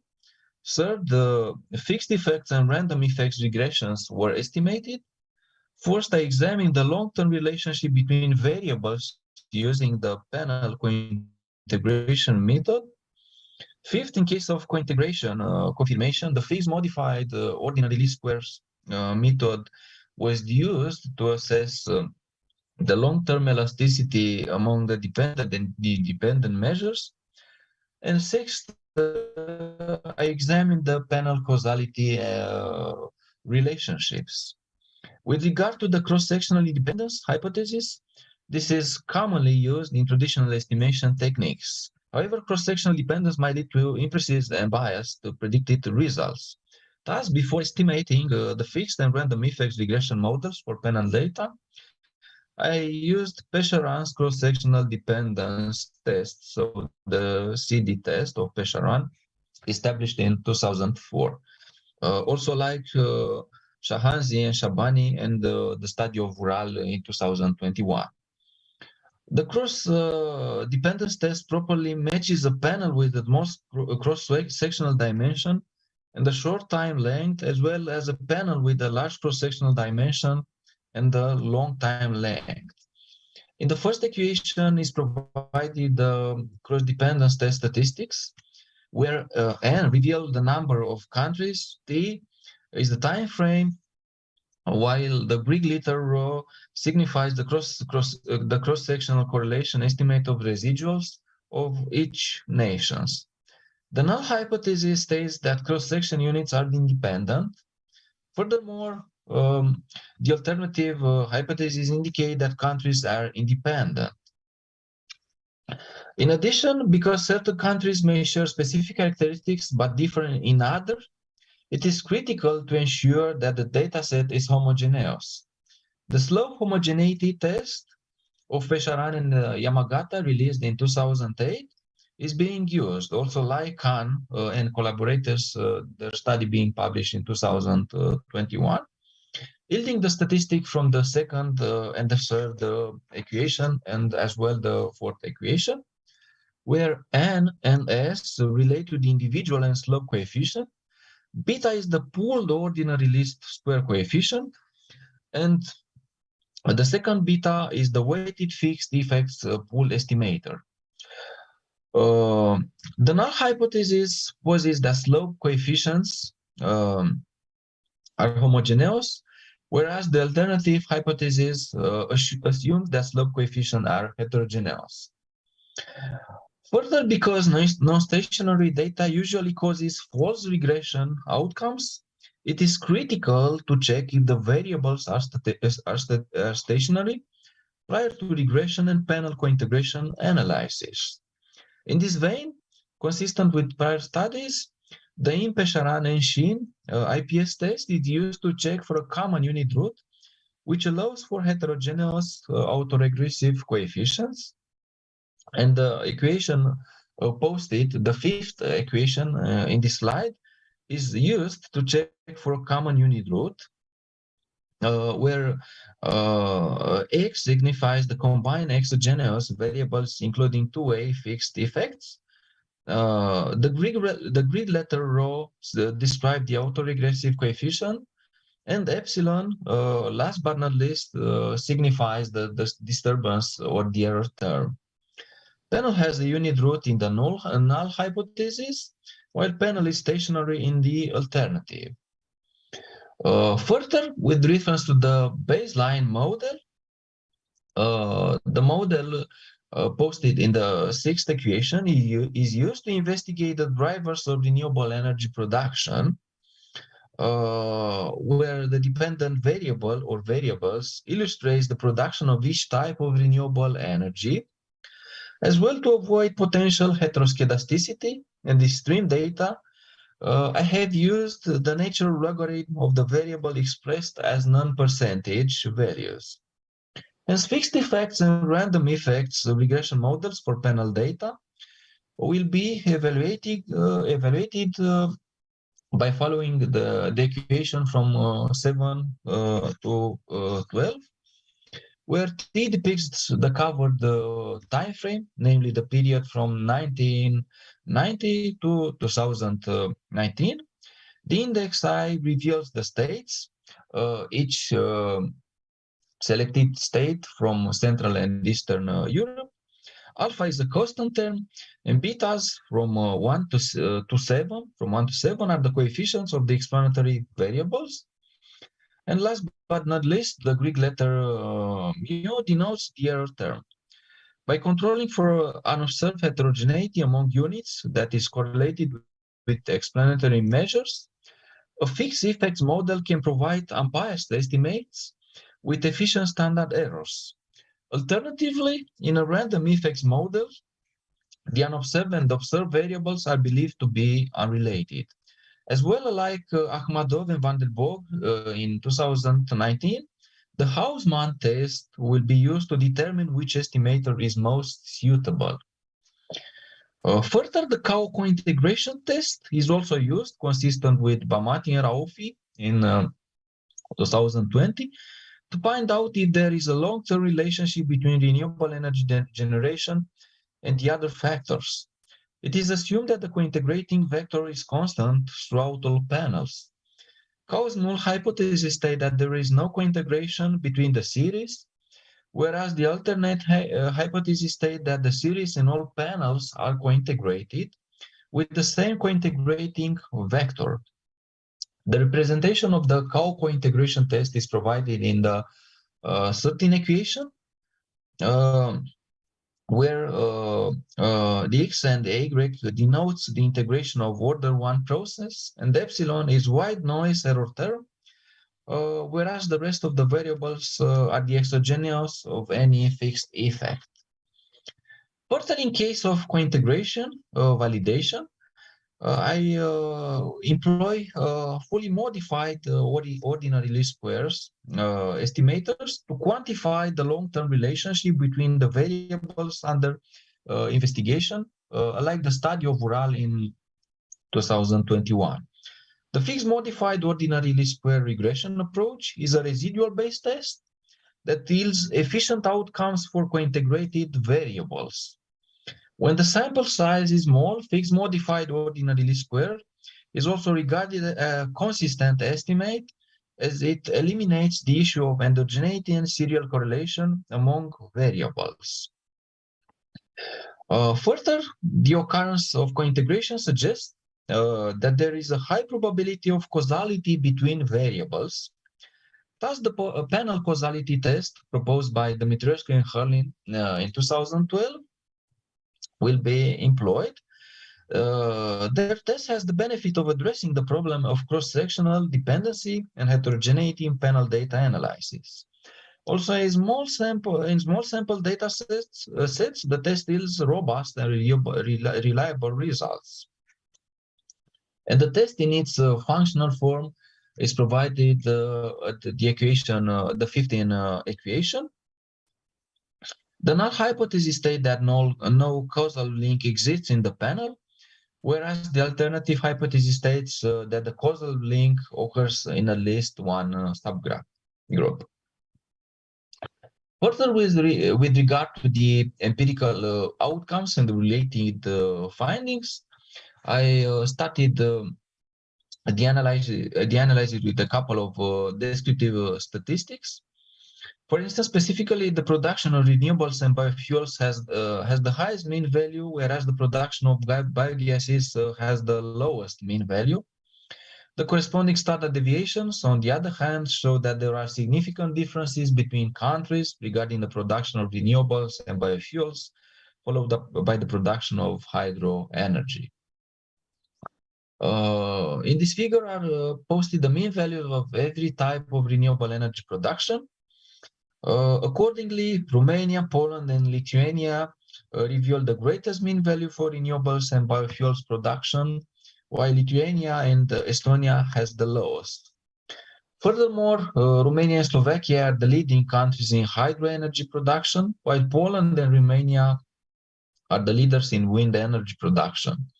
As well, Czech Republic and Romania expose the highest mean values for solar photovoltaic energy generation. Additionally, Poland and Czech Republic exhibit the greatest average mean values for the generation of primary solid biofuels and biogases. Here is showed the correlation matrix among covered variables in the quantitative framework. Except for the variables measuring the production of each type of renewable energy, such as renewable energy and hydro energy, there are a couple of high correlation coefficients, as for instance, between wind and biofuels, between solar and biogases. But besides these high correlations, there is no threat of multicollinearity among explanatory variables, because pairwise the rest of the pairwise correlation coefficients are not high. With regard to the cross-sectional dependence and slow homogeneity test, as I mentioned earlier, these tests are done prior to a stationary analysis. The results being showed within these slides. As well, the outcomes reject the null hypothesis of no cross-sectional dependency at the 1% level for all variables, except the energy dependence, the ED abbreviated variable. Hence, we can notice that the dataset has cross-sectional dependence. Moreover, with the exception of the third model, both statistics of delta and adjusted delta in the second part of the table revealing the slow homogeneity, the outcomes of the slow homogeneity test, significantly reject the null hypothesis of slow homogeneity, proving that the slope coefficients are heterogeneous in nature at the 1% significant level. After checking for cross-sectional dependence and slow homogeneity, I am focusing on the stationarity test, namely the Impe-Sharanshin unit root test, and the outcomes are provided in this slide. As well, the results of the panel unit root test for all selected variables. The findings support the null hypothesis that the variables are non-stationary at the level, but that the panel has a unit root process. Except for solar, all the variables are stationary at the first difference, and we can see this fact in the second part of the table. As such, the selected variables are integrated of order 1. After performing the test of cross-sectional dependence and slow homogeneity, and as well the unit root, I estimated panel data fixed and random effects regressions. And the outcomes of these estimations are provided in this slide. As I mentioned in the opening of the presentation, the Hausmann test was used to determine the significance of the non-observed individual effects, with no rejection, with a p-value of 0.23 for renewable energy, 0.72 for hydro, and 0.93 for biofuel regression. I assume that the random effects model performs better as the main specification for models 1, 2, and 5, while the rest of the models are estimated using the fixed effects estimator. In all models except solar, the impact of gross domestic product is negative and statistically significant. Explicitly, a 1% increase in gross domestic product reduces renewable energy by 0.04%, hydro by 0.01%, wind by 0.18%, biofuels by 0.12%, and biogases by 0.06%. This outcome was also supported by a prior study of Khan in 2021, who contended that economic expansion is the major goal of most developing and developed nations. Thus, since non-renewable and fossil fuel-based energy is considered the cornerstone for economic growth and is generally more affordable, conventional energy use will grow. The effect also of energy dependence on hydro is negative, whereas it has a beneficial effect on wind and biogases. Considerable energy dependence and environmental deprivation could act as powerful spurs for renewable energy adoption. Countries' reliance on energy will diminish over time as they shift to renewable and advance towards decarbonization. In contrast to the study of Akhmadov and van der Borg, total natural resource rents have a negative impact on renewable energy production, except for renewable energy and hydro energy, as suggested by reduced supporting government and fiscal policies. As well, greenhouse gas emissions positively influence biogases, but negatively solar. Like Bagmati and Raufi, huge carbon dioxide releases upsurge the claim for a cleaner atmosphere and the use of renewable energy, explaining the positive relationship. Further, with regard to the co-integration test, I found that null hypothesis is rejected and alternative hypothesis is accepted. Hence, all the selected variables reveal a long-term associated. Bearing in mind the occurrence of co-integration, I was then focused on the estimation of panel fully modified least squares, and the outcomes are posted here. Indicated that the gross domestic product negatively influenced renewable energy production.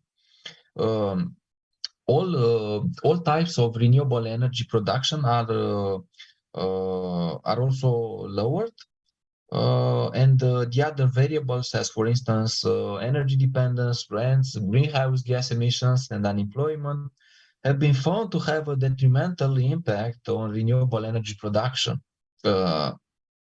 Nevertheless, the coefficient of foreign direct investment support a beneficial impact on all types of renewable energy production, whereas the last included variable, namely the patent application, has a mixed effect, namely positive in some equation and negative in other equation.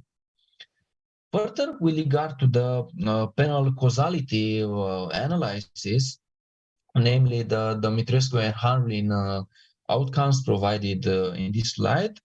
For instance, for production of renewables and biofuels, the results indicate a single bidirectional causal association. Specifically, rents causes renewable energy production, and renewable energy production causes rents, which is weakly significant at a 10% significance level. Furthermore, there is evidence of a unidirectional causality relationship between energy dependence and the renewable energy production and unemployment, as well as renewable energy production and patent applications. With respect to hydro energy production, the empirical findings show that there is a bidirectional causal relation between patent applications and hydro energy, but a unidirectional linkage among greenhouse gas emissions and hydro energy. In case of biogases production, Dumitrescu and Harlin panel causality test reveals three bidirectional relationships, respectively between greenhouse gas emissions and biogases, which can be seen in the second table from this slide, between unemployment and biogases, as well as between patent application and biogases. However, there are also found several unidirectional relationships among gross domestic product and biogases, between biogases and the energy dependence, and between biogases and rents. As regards the concluding remarks and policy or practical implications, in recent times, the economic, social, and cultural growth, along with the globalization process and the development of the communication technologies, and that the technological progress represent only some of the causes of the continuous increased demand for global electricity. The increasing concern regarding global warming and the extreme environmental pollution due to the usage of fossil fuels to produce electric power led to international and European focus on the production of renewable energy from natural fossil fuel resources, namely wind, solar, hydropower, waves, tides, landfill gas, and biogas. In this context, my research aimed to identify to what degree various factors influence the production of energy, considering each type of resource. As I mentioned, such factors included the economic development, considering gross domestic product per capita, energy dependence, total natural resources grants, foreign direct investment, net inflows, and patent applications. My results indicated that there is a direct influence of the above-mentioned factors on the production of energy obtained from non-fossil and non-polluting resources. In the aftermath of the Paris Agreement in 2015, nowadays, governments of all countries are more and more interested to develop government policies in the domain, especially those facing economies in transition from CE countries.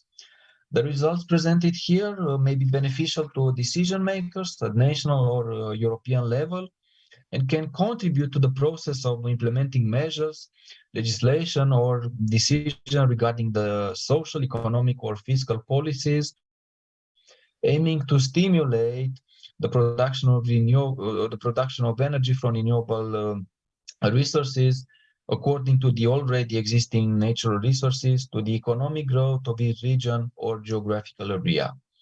The political decision makers can promote such policies regarding pricing policy, financial and or fiscal incentive, subsidies, regulations, or even government investments regarding the renewable energy. At the same time, policies, taxes, and prices that may discourage the usage of fossil fuel regarding energy production can be also promoted. Moreover, the business people who invest in renewable production may make decisions based on scientific background because they can select the richest natural resources or the most efficient one that they may use in the production processes. By launching new production and storage technologies, also investors would generate new jobs, thus influencing the employment growth and decreasing the unemployment rate. The obtained energy also would contribute to maintaining a higher level of electricity consumption, together with improved living standards, reduced poverty level, and easy access to various types of energy in hard-to-reach places. Also, the renewable energy which is obtained from alternative energies that protect the environment is also sustainable, some resources being practically inexhaustible. For instance, wind, solar, hydropower, waves, tides, landfill gas, or even biogas. It is considered that my study represents a support for investors and political decision makers because it may contribute to the increased production levels and to introducing new production technologies of renewable energy, carrying also benefits for the society, environment, economy, and society concerning any region or country. A region that would develop the energy production from a certain natural resource would boost the production process in other close regions by promoting regional similarities and by disseminating knowledge and good practice. Of course, my present research can be certainly extended by covering further economic, social, and territorial factors that may influence the production of renewable energy and guiding investors towards optimal solutions. Here I have selected a couple of references from the wide-reaching literature. And thank you so much for your attention. I was really glad to present my latest research in the field of energy economics to your wonderful conference. I really enjoyed joining your conference. So once again, thank you so much. And from now on, I'm waiting for your questions, suggestions, any other recommendations, and of course, interest regarding potential futures cooperations. Thank you so much for your attention.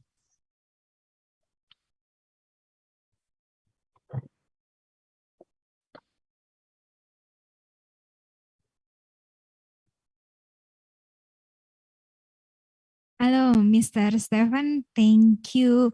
That was very insightful discussion. We get a lot of knowledge from your research. Okay, let's move to the question. Someone from chat box, the name is Rizky Apri. Okay. Sorry. Zaki Fadila. He said that renewable energy is a very interesting topic to date. My question is, how is the development of renewable energy in Romania although Europe has reduced its consumption of fossil fuels so far, and this is an extraordinary policy. Thank you. Thank you so much for your question. I am really glad to receive your wonderful query. With regard to the development of renewable energy in Romania, of course, in the latest years and certainly in the latest period due to the conflict between Russia and Ukraine, the renewable energy is developing. For instance, the government offers subsidies for well-known greenhouses. I am meaning subsidies regarding the acquisition of solar photovoltaic panels for each house in order to decrease and diminish the cost of electricity. So in order to be prompt in Romania, the renewable energy development is at the early stages, but progresses are made. But of course, in comparisons with other developed countries such as Germany, France, Italy, or Spain, the stage of implementation renewable energy in Romania is not at an advanced level. Okay, thank you. Mr. Seven, we still need a question if someone from you guys want to ask directly, you guys can raise hand or write in the chat box. Okay, when we wait, I want to ask you, maybe this is out of the topic. Maybe I want to ask you in Romania. So oil and gas is already changed to renewable energy, isn't it?